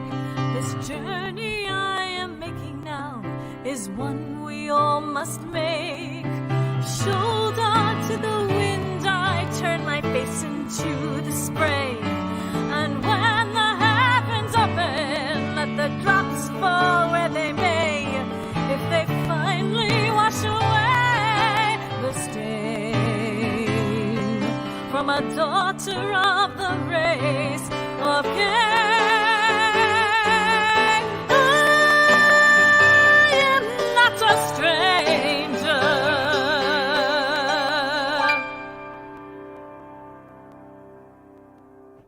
To the rain,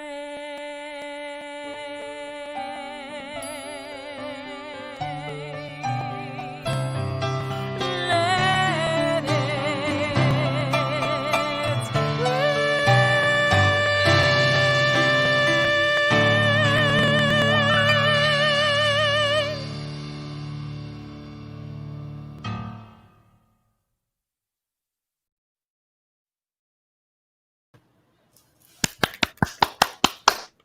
Really, really beautiful.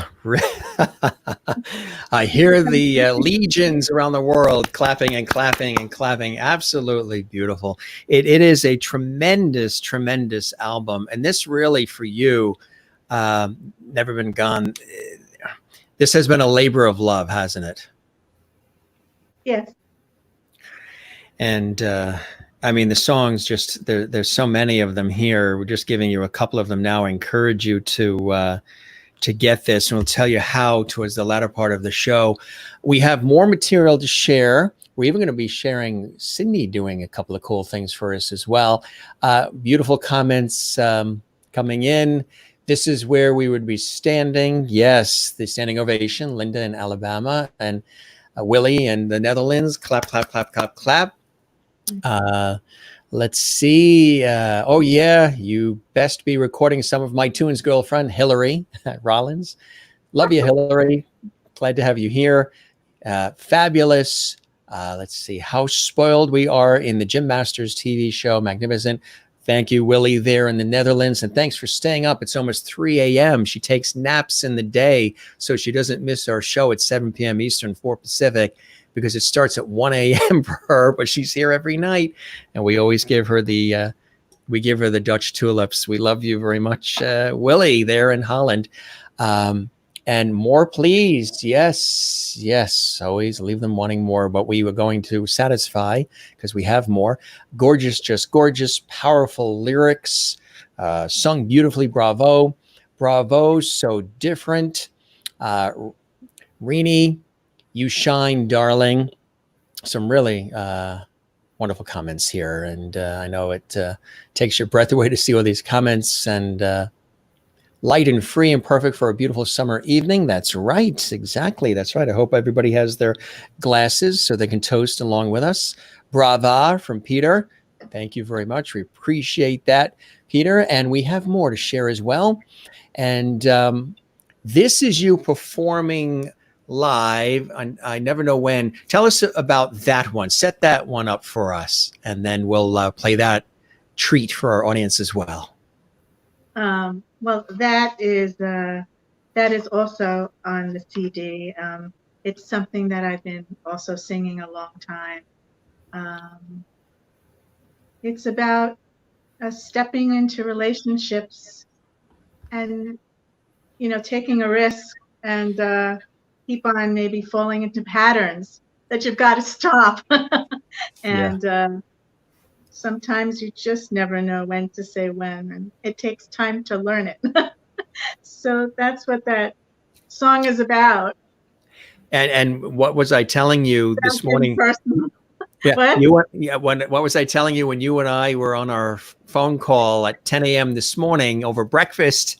and we were talking about how many times we all say that to ourselves.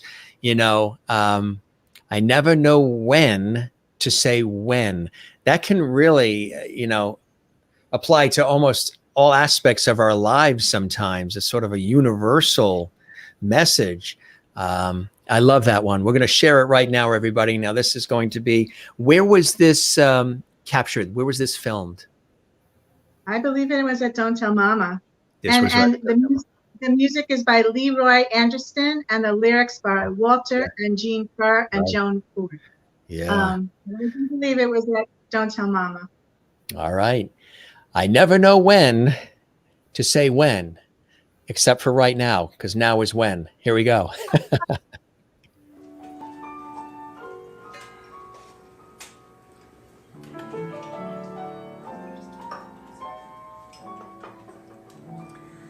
I knew on the day I met him, he wasn't the man for me. I knew I should just forget him, but I had to stay and see. Though I've been sad before, and I've been mad before, but oh my friend, I won't pretend it was as bad before. I should have told my heart to stop and can't turn, because I never know when to say when. I know my way around, I never play around. Each time I fall, I bet my all he's gonna stay around. It seems like everything is rosy, and then somehow I never know when to say when. But now I've learned my lesson, and it's an easy one. You gotta keep them guessing, keep it fun, kiss and run. The skies are stormy now, my dreams all bore me now. No candlelights, the lonely nights that lie before me now. I swear it's done, it's done, it's over. Amen, because again and again and again, somehow I never know when to say when. But now I've learned my lesson, and it's an easy one. You gotta keep them guessing, keep it fun, kiss and run. The skies are stormy now, my dreams all bore me now. No candlelights, the lonely nights that lie before me now. I swear it's done, it's over. Amen, because again and again and again, I find I never know when. I never know when to say when to say when to say.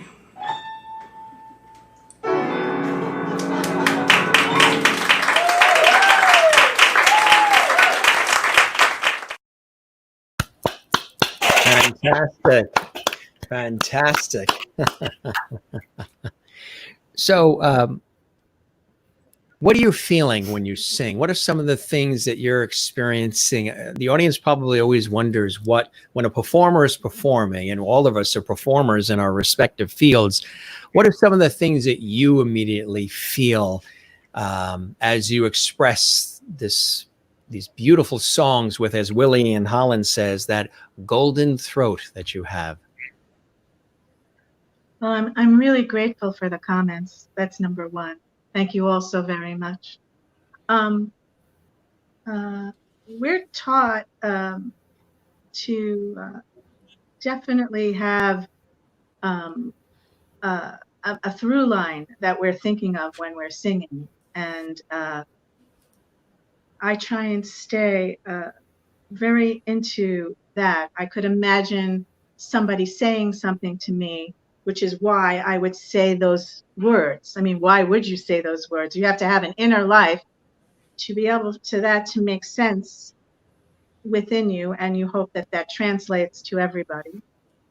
So that's what I'm thinking about when I'm singing, but I'm also trying to interact with the audience as well, and that's a wonderful thing. So it's a combination. That's beautifully said. I'm going to share this next one as a little surprise for everybody, and then we'll come back and we'll talk about it. Here is more of the lovely Rini Katz doing her thing.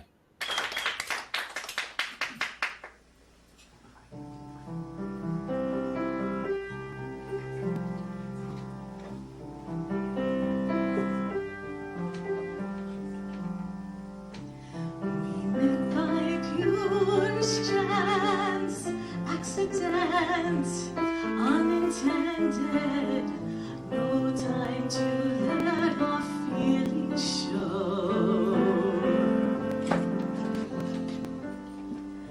Two people once attached, still not matched, still not mended. Please let's not even say hello. Please let's not stop and talk a while.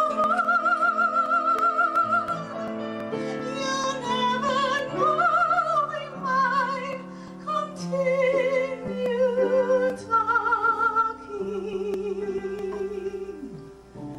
But surely you're still you, I'm still me, that's for certain. I'm still no good at letting go. So please let's not even say hello.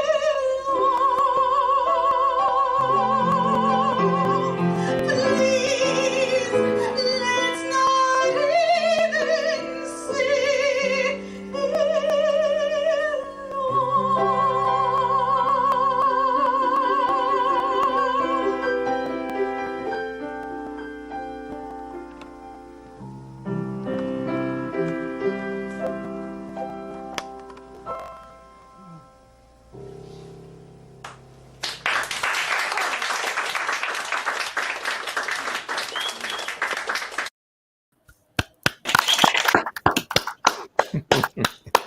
Very beautiful. You're touched by these. I could see it in your face. And when watching you, you're very moved by these, and to see them again, aren't you, Rini? And I miss performing very much.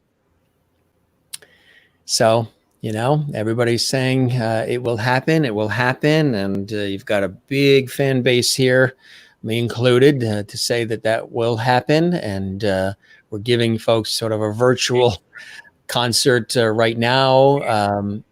More claps from Willie and Holland there. We have more. This is another beautiful one that I want to share with everybody too. And again, all of these are beautiful.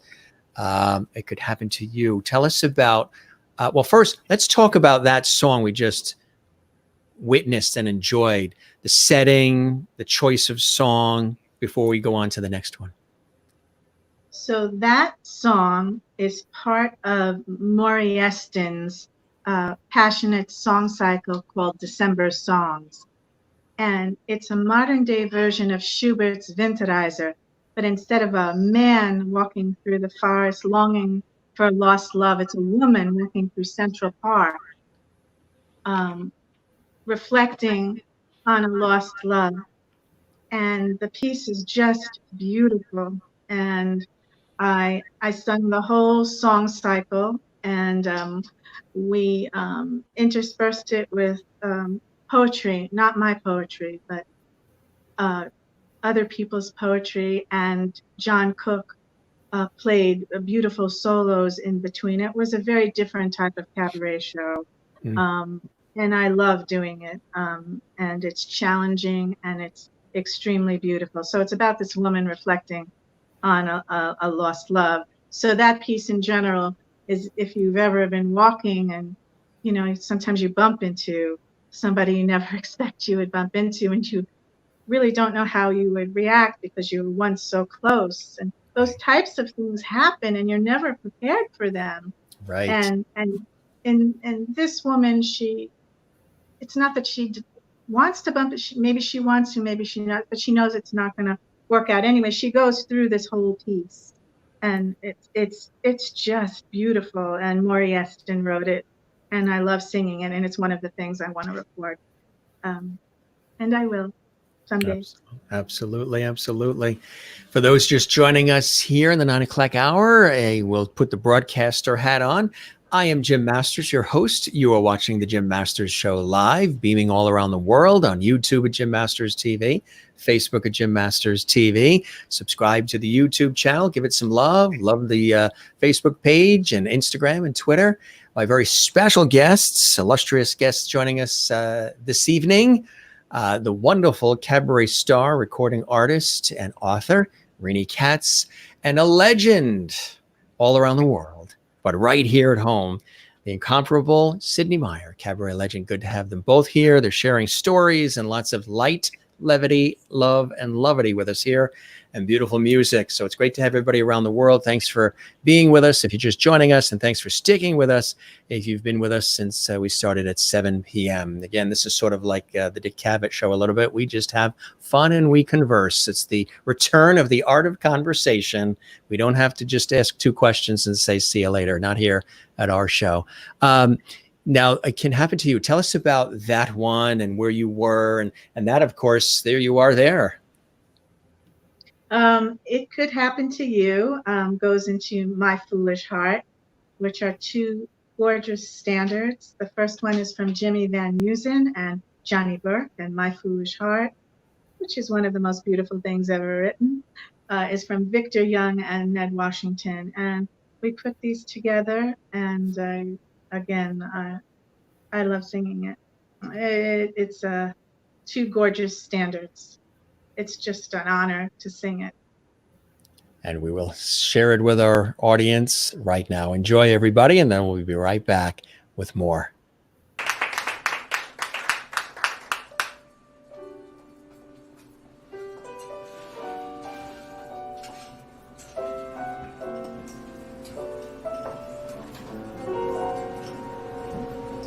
Do you believe in charms and spells, mystical words and magic wands, and wishing wells? Don't look so wise, don't show your scorn, watch yourself, I warn you.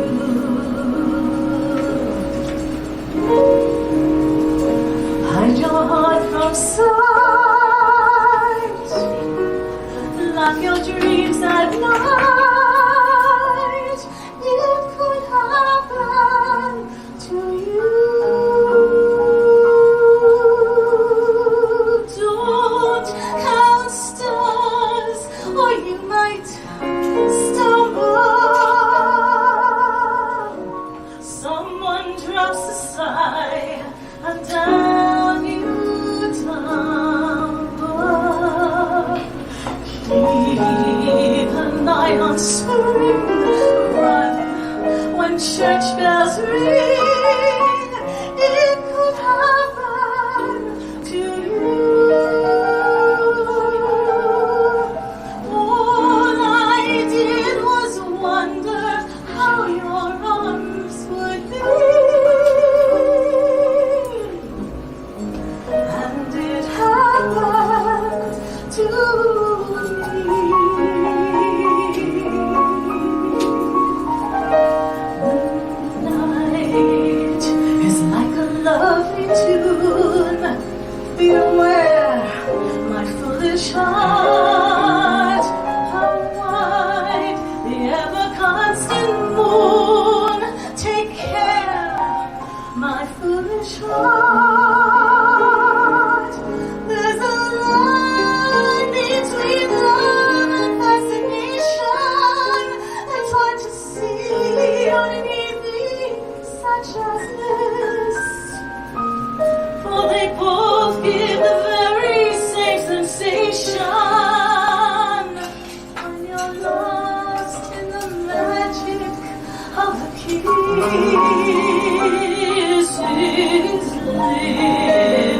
are much too close to mine.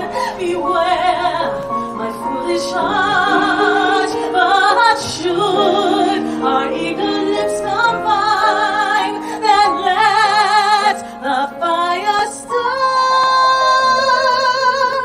For this time it isn't fascination, or a dream that will fade and fall apart.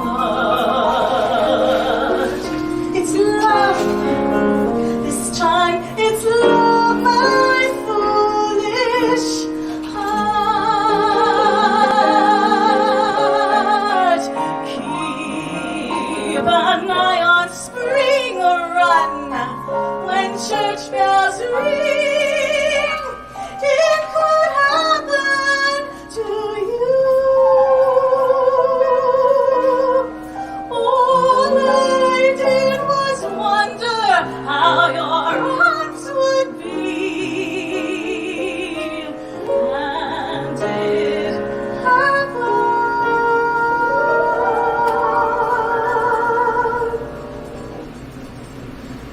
to me.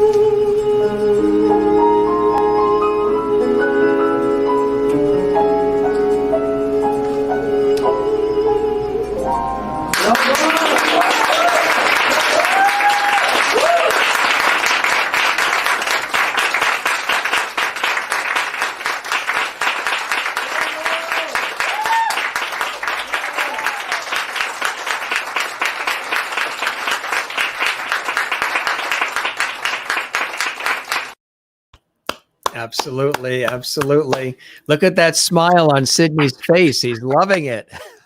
I love that. You having a good time, Sidney? It's all beautiful, isn't it?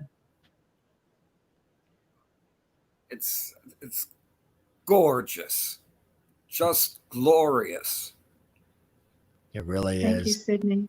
It really, really is. And more comments coming in from all around the world. What an angelic voice, so talented, so glorious. It's like Karen in New Hampshire says it's like front row seating listening to Rini. Such a gift. An A from Marianne. Awesome talent.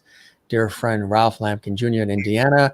Just wonderful. Absolutely. He's watching on YouTube on the Jim Masters TV channel.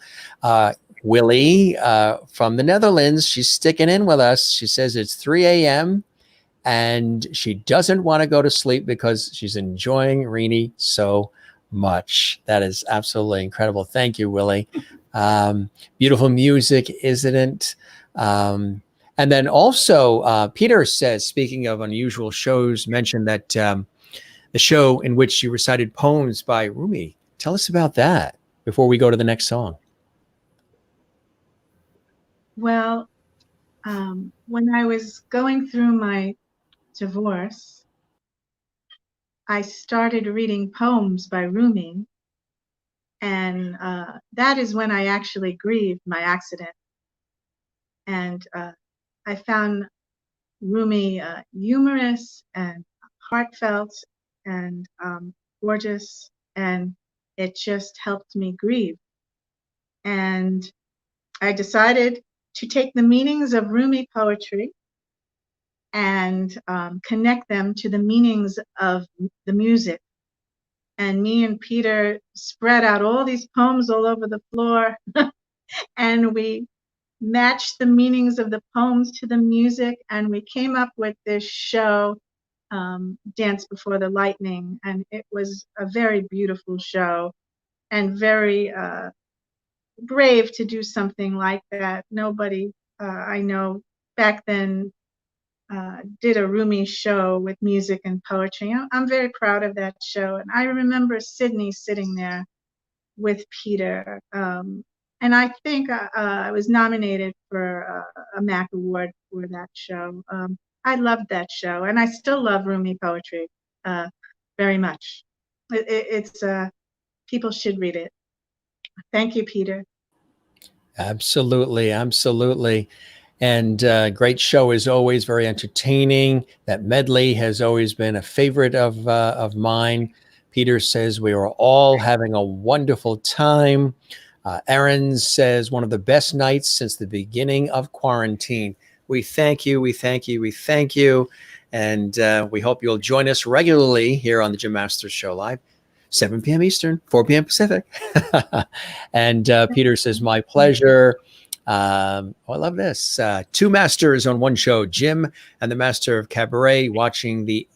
So Jim and Sidney, the master of cabaret, watching the angel of music. Now, that is what I call a trifecta of levity. Thank you, Marianne, on YouTube, watching on Jim Masters TV. Another, don't go anywhere, but wait, there's more. We have another beautiful song. Now, this is the Time After Time one. Tell us a little bit about that. I know that one is near and dear to your heart. We wanted to make sure we have that in this broadcast. And then we're going to hear Sidney. Yes, so we have something special from Sidney. Sidney. Right. This is from my current show, honoring Julie Stein. And this is the opening number. So you'll see me in the back. This is how I come into the room. And this was at Don't Tell Mama. And I was supposed to do it at the Beach Cafe as well, but then the pandemic happened.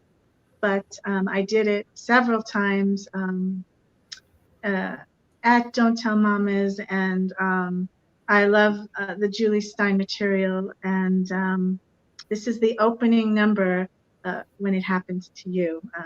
And that's what you're going to be seeing.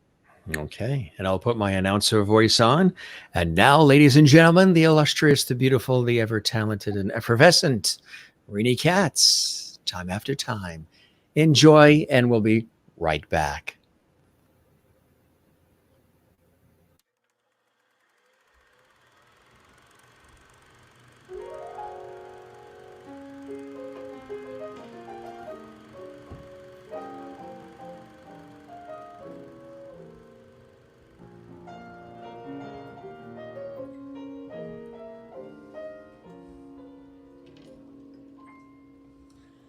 I only know what I know. The passing years will show. You've kept my love so young, so new.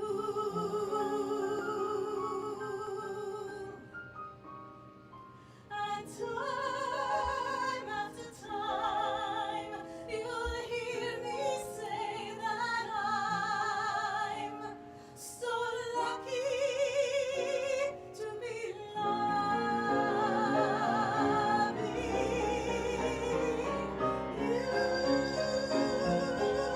Ladies and gentlemen, Rini Katz.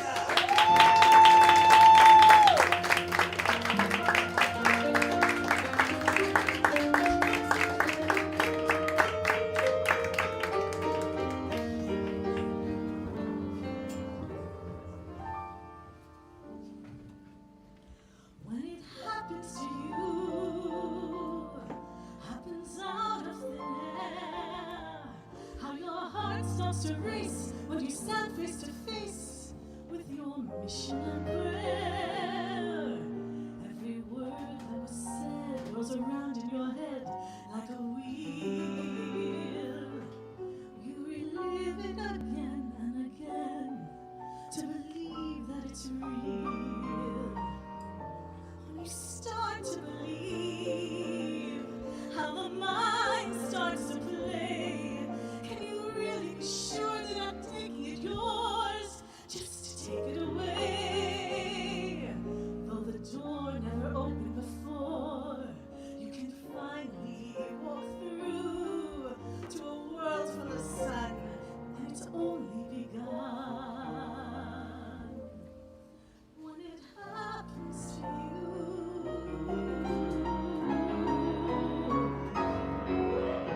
when you start to believe how the mind starts to play, can you really be sure that I'm making it yours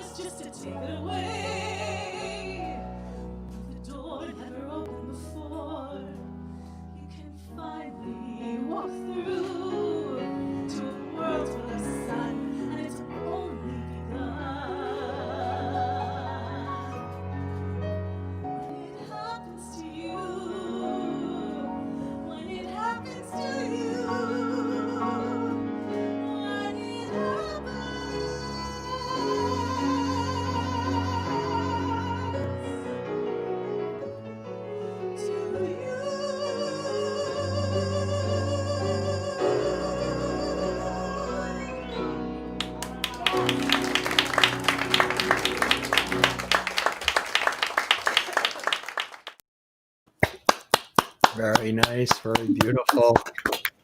So that was some special night there, huh? For you, Rini? Yes, very. Yeah, really, really, absolutely stunning and beautiful. Before we get to this wonderful piece we have with Sidney, what have you each been doing to, as far as pandemic activities and perspectives and keeping those creative juices going and being connected? I'll start with you, Rini, first. What are some of the things you've been doing? Like I'm doing a lot of the shows that I host, radio, and because I'm supposed to be doing a lot of television shoots, but the planes are grounded. I'm supposed to be in Texas, Ireland, Florida, and that's been all on hold. So working a lot out of the home studio here. What have you been doing to remain and then we created this show 10 weeks ago out of all this. But what have you been doing, Rini, to keep the creative fires and juices ignited? Well, what I love to do, which is, I mean, we all had to take a step back and Yeah. about what it is that, we can do with ourselves in our home and different ways to make a difference. But what I know to do is to work on my art. So I've been working on a new show honoring New York City songwriters, and I've gotten a lot of really beautiful material, and I can't wait to do it. No, we're just in the middle of it. We're starting working, and I work virtually with John Cook, and we're still getting a lot done. I miss working with him in person, but right now it's not possible. So we work virtually, and we are getting a lot done, and I look forward to that show. I'm keeping up the Julie Stein show, and I started doing more open mics. There's so many great opportunities online to get involved with once you can figure out the technology. but yes, I've been doing That's the key. trying to do some open mics, and then I started writing poetry again, which I haven't done in a while, and it feels really good. So I'm challenging myself. I joined one poetry group where first they go around the room, they say one poem, and then you have 30 minutes to create a new one. So it's in the moment, which is kind of what my next show is going to be about, in the moment. So it kind of forces you to get that creative juices going. So I'm doing a lot of that. And then, I'm worried about our small clubs, and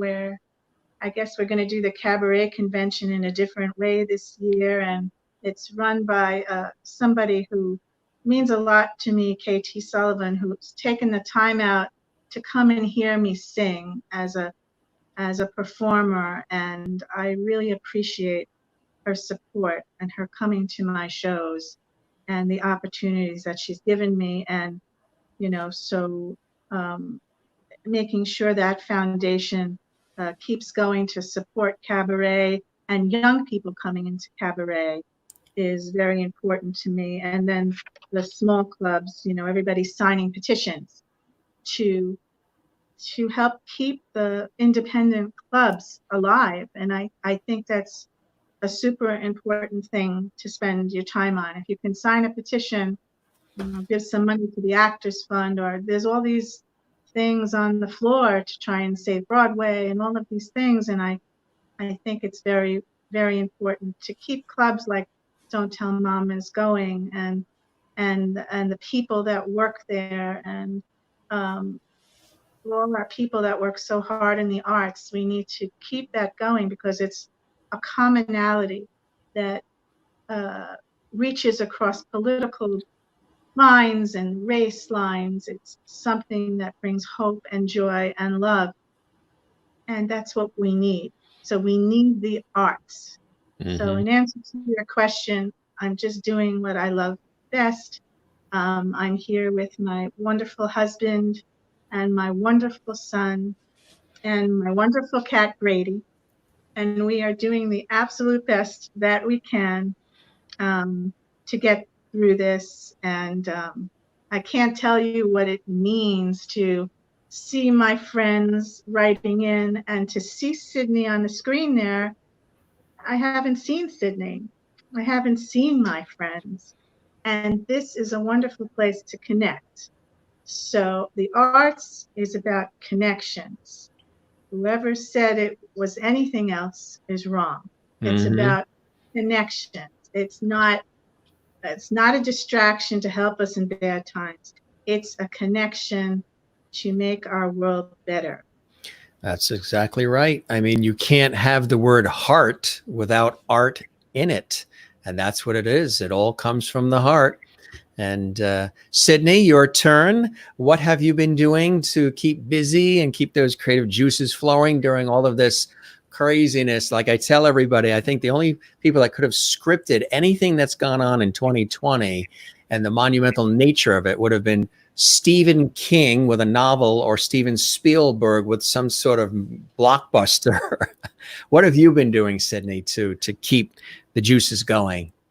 Well, it is an unprecedented, unimaginable time, that's for sure. And it has given me a chance to think, because I don't always have time. It can only be a good thing. And I also was scheduled as Rini to perform in April, and that didn't happen. And I've been spending my time looking forward and trusting that life will return.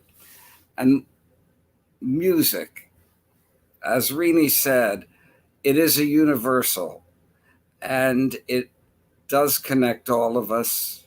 It transcends every language,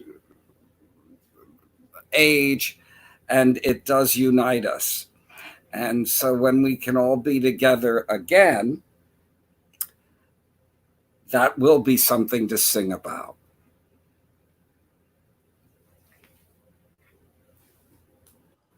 So beautifully said, right, Rini? So beautifully said. Absolutely. Absolutely. That sets us up beautifully for the piece we're going to see from Cindy. Did either of you want to set this video up that we're going to be seeing and enjoying?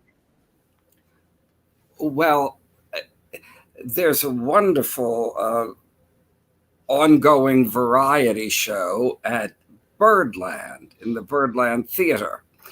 And it's a mix of all kinds of talent in the truest sense. And it's hosted by a fabulous comedian named Susie Mosher. And I was a guest one evening, and she asked me to sing a song, and I obliged. And the wonderful Tracy Stark is playing for me. All right, here we go. We now have the wonderful Sidney Myer doing his thing for all of us. Enjoy, everybody. Here it comes. This is a Cabaret legend. Ladies and gentlemen, Sidney Myer!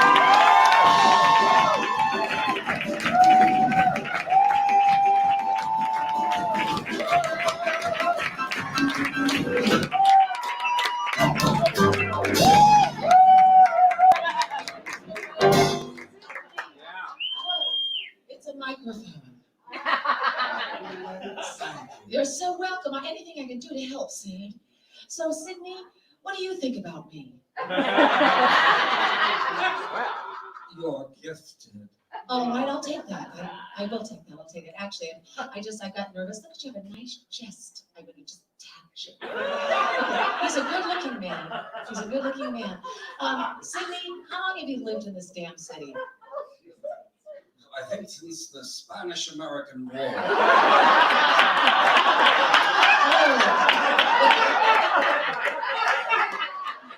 Was Don't Tell Mom is there then? It was there. It wasn't there. Now, Sidney, you run that joint, don't you? You're the. Well, I worked there. You work there. You cast everything. You've been there forever and a day, haven't you? One of my best friends worked at Kathy and Jimmy. She worked there many moons. Her husband Dan Finnerty's here right now.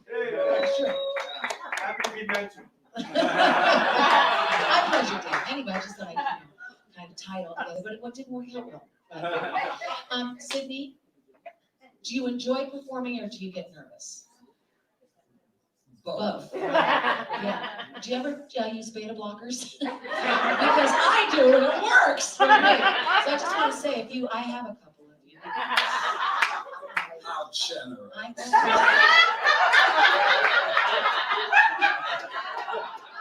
Sidney, yes, please help me. Well, since you mentioned Kathy and Jimmy, Yes. another Broadway veteran who I believe did her very first show at Don't Tell Mom is Miss Alice Ripley. Is that true, Alice Ripley? It's true. Okay. Ask Marilyn May. Maybe. Miss May guides a lot of people. That's right, you teach. That's right, and they perform there. Masterclass. Master classes, yes.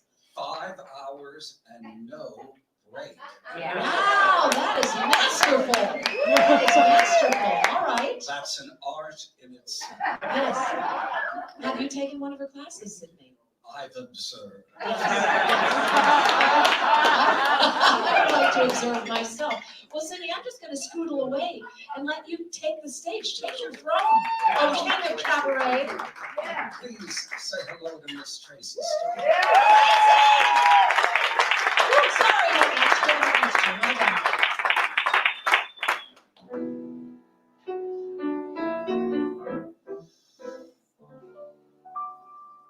No question about it. A man is a problem. He'll drive you out of your mind. He'll cheat and deceive you. That is, if you let him.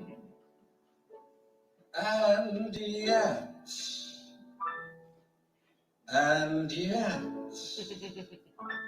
you'll find it's so nice to have a man around the house. Oh, so nice to have a man around the house. Someone sweet who's glad he found you, who will put his arms around you, and whose kisses just astound you. It's so nice. Well, a house is just a house without a man. He's the necessary evil in your plan. There are many things about him you just cannot do without him, though it's just a constant game of cat and mouse. Meow. It's so nice to have a man around the house.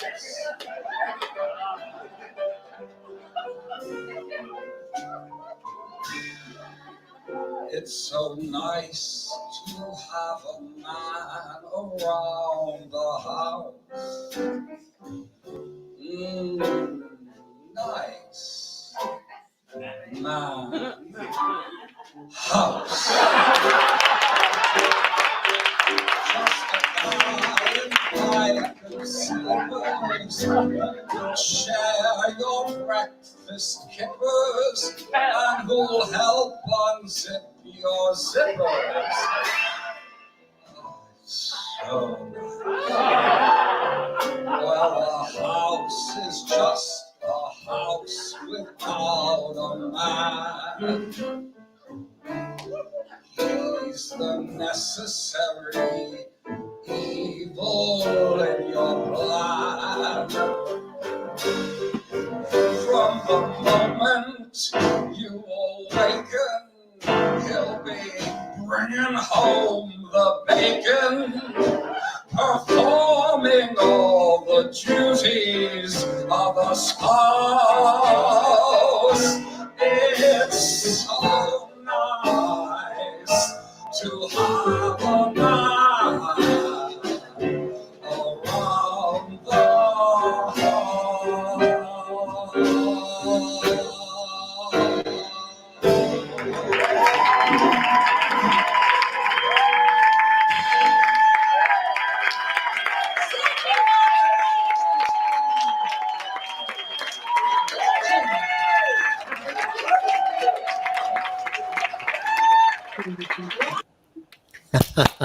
That was fantastic, fantastic, fantastic. Wow.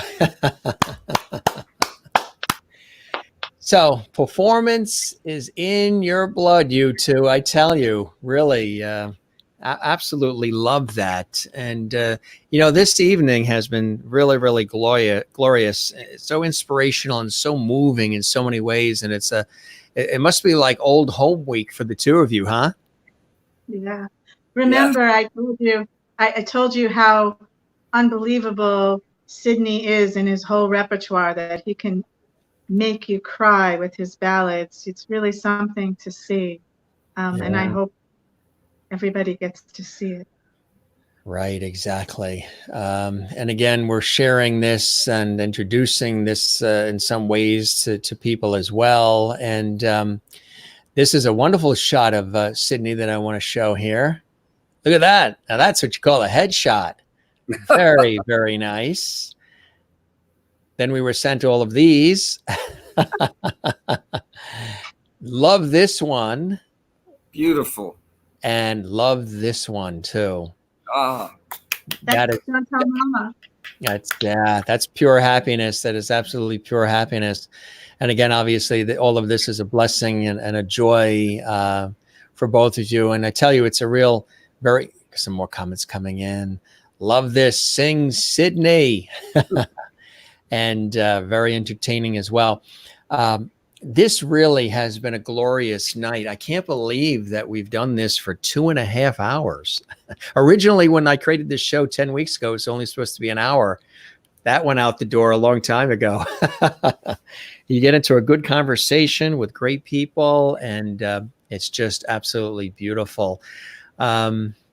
I just want to thank you both for joining me on the show tonight. I think you've inspired a lot of people. You've brought back a lot of good memories.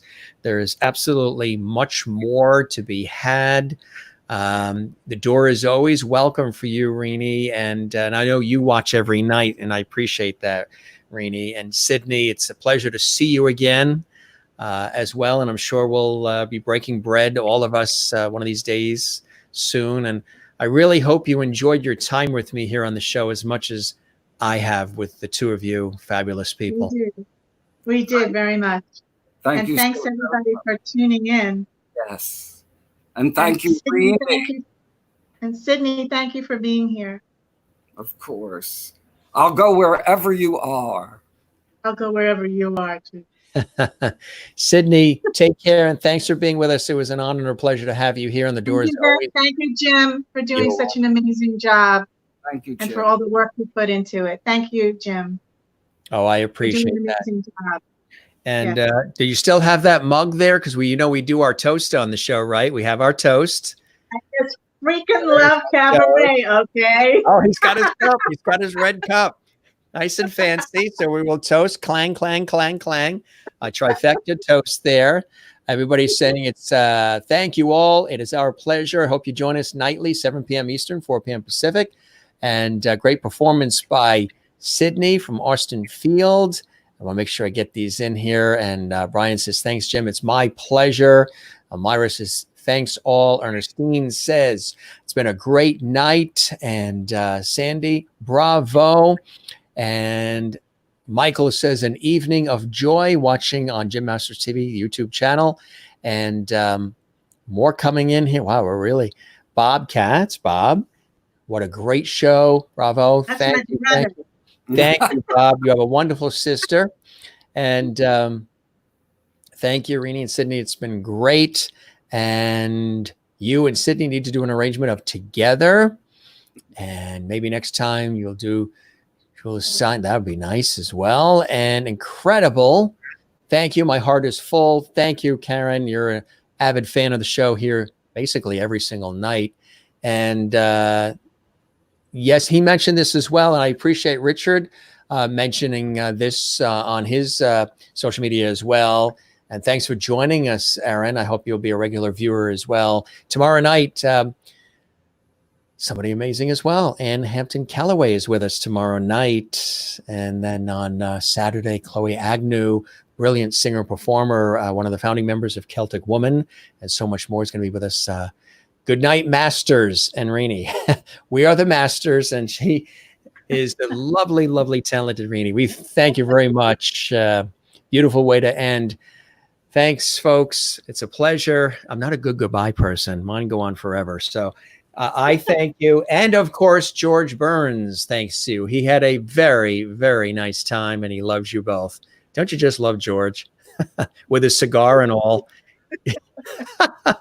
You can't go wrong with George. The CD and, of course, the book, the website. Where should they go if they want to get the book? And I know Amazon and other areas for the book, Never Been Gone, and the CD as well.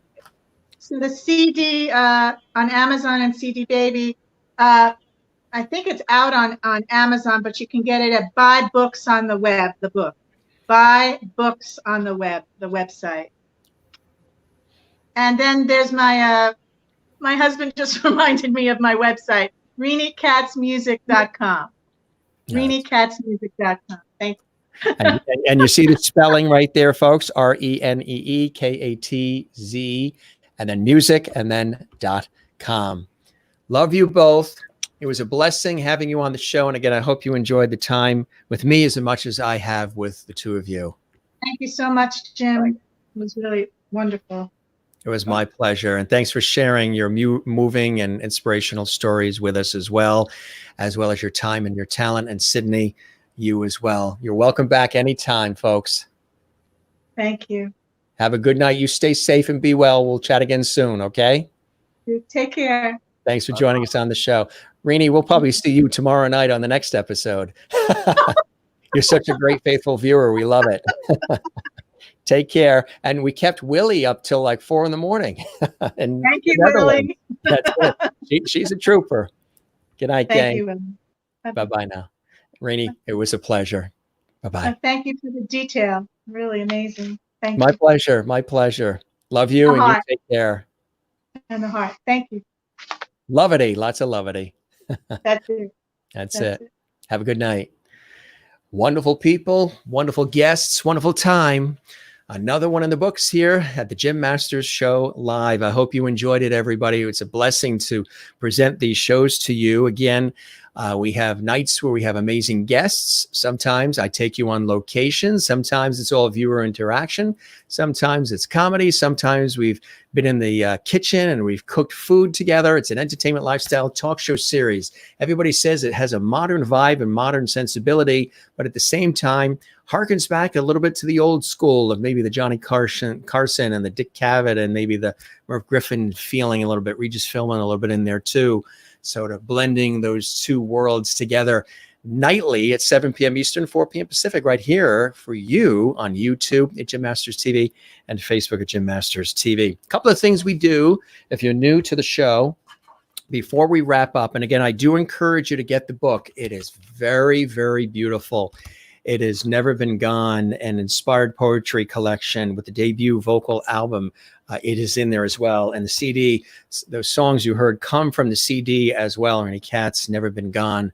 It really is touching. If you loved her voice, definitely get these materials. You're going to love it. Great gifts for people too, as well. And yes, Rini, yes, Willie is still up at almost 4 a.m. You are a trooper, Willie, and Rini was very touched by the fact that you commented so beautifully as well. So, as we say here on the show, I might be the star as the host and the producer of the Jim Masters Show live. However, you know how it goes. You and you and you and you and you and you guys are the stars as well, all around the world, joining us nightly as you do, having watch parties, sharing the links, telling your friends. The show has been growing exponentially, and that is beautiful. Again, I do this work for a living professionally, but then we created this here on the internet 10 weeks ago, and it's been beautiful. Also, don't forget to breathe and relax and to love one another. That is very important, to love one another. Again, we've been going through a very unusual time here in the crazy year of 2020, start of the new decade. Relax, breathe from the diaphragm. It's very good for you. Nice deep breath. Try to meditate when you can. Try to go out in nature. I live along the coast, so I'm a big ocean person, as you know, if you're a fan of the show. I'm always at the ocean. You got to drag me away from the ocean. It's my go-to place. But get in touch with nature, call a loved one, write a letter, enjoy some nostalgic rerun TV classics. We've been watching the Dick Van Dyke Show and just enjoying feel-good stuff. Make a bowl of mashed potatoes. Do whatever it takes to smile. Put on good music too, like you've heard tonight. Relax, breathe, be kind. We're hoping that we come out of this whole situation better, not returning to normal, better. More empathetic, kind, loving, lots more light, levity, and lovity. Your friends here, George Burns, he says good night to you as well. Good night, everyone. He says good night. Got to have some comedy, right? And Jeannie's still in her bottle. She says good night as well. She's blinking at you, and all the friends are here. Again, every host has their props. I just don't tell them that they're props. They are our family here at the Jim Masters Show Live. Silver says goodnight from the TV shoot in Switzerland. And of course, your friend Jimmy is here. And Jimmy has enjoyed the evening hanging out with Silver. He says goodnight as well. What a face that is, huh? All right, gang. Love you all. We'll be back tomorrow night. And tomorrow night, a very special guest as well. The incomparable and the legendary Ann Hampton Calloway is with us here exclusively on the Jim Masters Show Live, and that's going to be an incredible night. She's all excited about it. We've been chatting throughout the day in preparation for the show. She's also going to perform live tomorrow night, 7 p.m. Eastern, 4 p.m. Pacific, or for our friends in Holland and elsewhere, 1 a.m., and our friends in Australia that watch, it's basically morning, so we say good day. And then on Saturday, we've got a very special guest too, dear friend, a phenomenal talent, Chloe Agnew. She is a brilliant singer and songwriter and actress, and Chloe was one of the founding members of the internationally acclaimed Celtic Woman. And she has a brilliant solo career. I've interviewed her for years on public television. Just recently, last year as well, she was touring with the Irish artist Nathan Carter.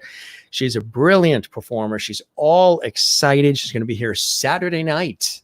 A lot of people excited about that as well. And just a few more that are popping on here. Sean Kanan, brilliant actor, California. He played AJ Quartermain on General Hospital. He's an incredible actor. He's been working in some projects right now. He's going to be joining us soon. Scott Schwartz from the legendary Christmas movie, A Christmas Story. You may remember he was the kid that got his tongue stuck on the frozen pole, but he was also in The Toy with Jackie Gleason and Richard Pryor. You see the then and now. He's coming on in just a couple of weeks. We have a bevy of fabulous people. Good friend of mine, Sean Wiley, choreographer, dancer, and singer with Under the Street Lamp, multiple PBS specials. He's going to be joining us as well. Rita Cosby, legendary news anchor and radio host, joining us here on the show as well. Cindy Williams. Yes, Shirley Feeney from Laverne and Shirley. She's going to be joining us as well. And just a bevy of phenomenal guests. And again, the nights that we don't have guests, we have a lot of fun with you. We take you on location, so much more. So do what I do. Go out to the ocean if you can, or go to a forest, or just plant your garden, work in the yard, read a book, do what you need to do, and stay close to loved ones and friends. That's very, very important. So again, gang, we're going to wrap up here this extended version of the Jim Masters Show Live. We thank our very special guests, Sidney Myer and Rini Katz, glorious people, and a pleasure to have here on the show. For all of us here, Jim Masters, thanking you for your time this time. Till next time, we'll be here. I hope you are too, with our special guest, Ann Hampton Calloway. She's excited. This is going to be good. Tell a friend, share the links. Hope you enjoyed this episode. If you did, share this episode. It's available on YouTube in the archives, and all the episodes of the Jim Masters Show Live are available in the archives at YouTube at Jim Masters TV. You can watch them all. You can binge. I know it's going to be all positivity when you enjoy. All right, you take care. Have a wonderful night from all of us here. We have a late dinner waiting for us. It's probably getting cold. We're going to reheat that. Love you all. It's a blessing having you with us, and thanks for watching the show and just enjoying it. That means a lot to me. You have a good night. We'll see you again tomorrow night. Bye-bye.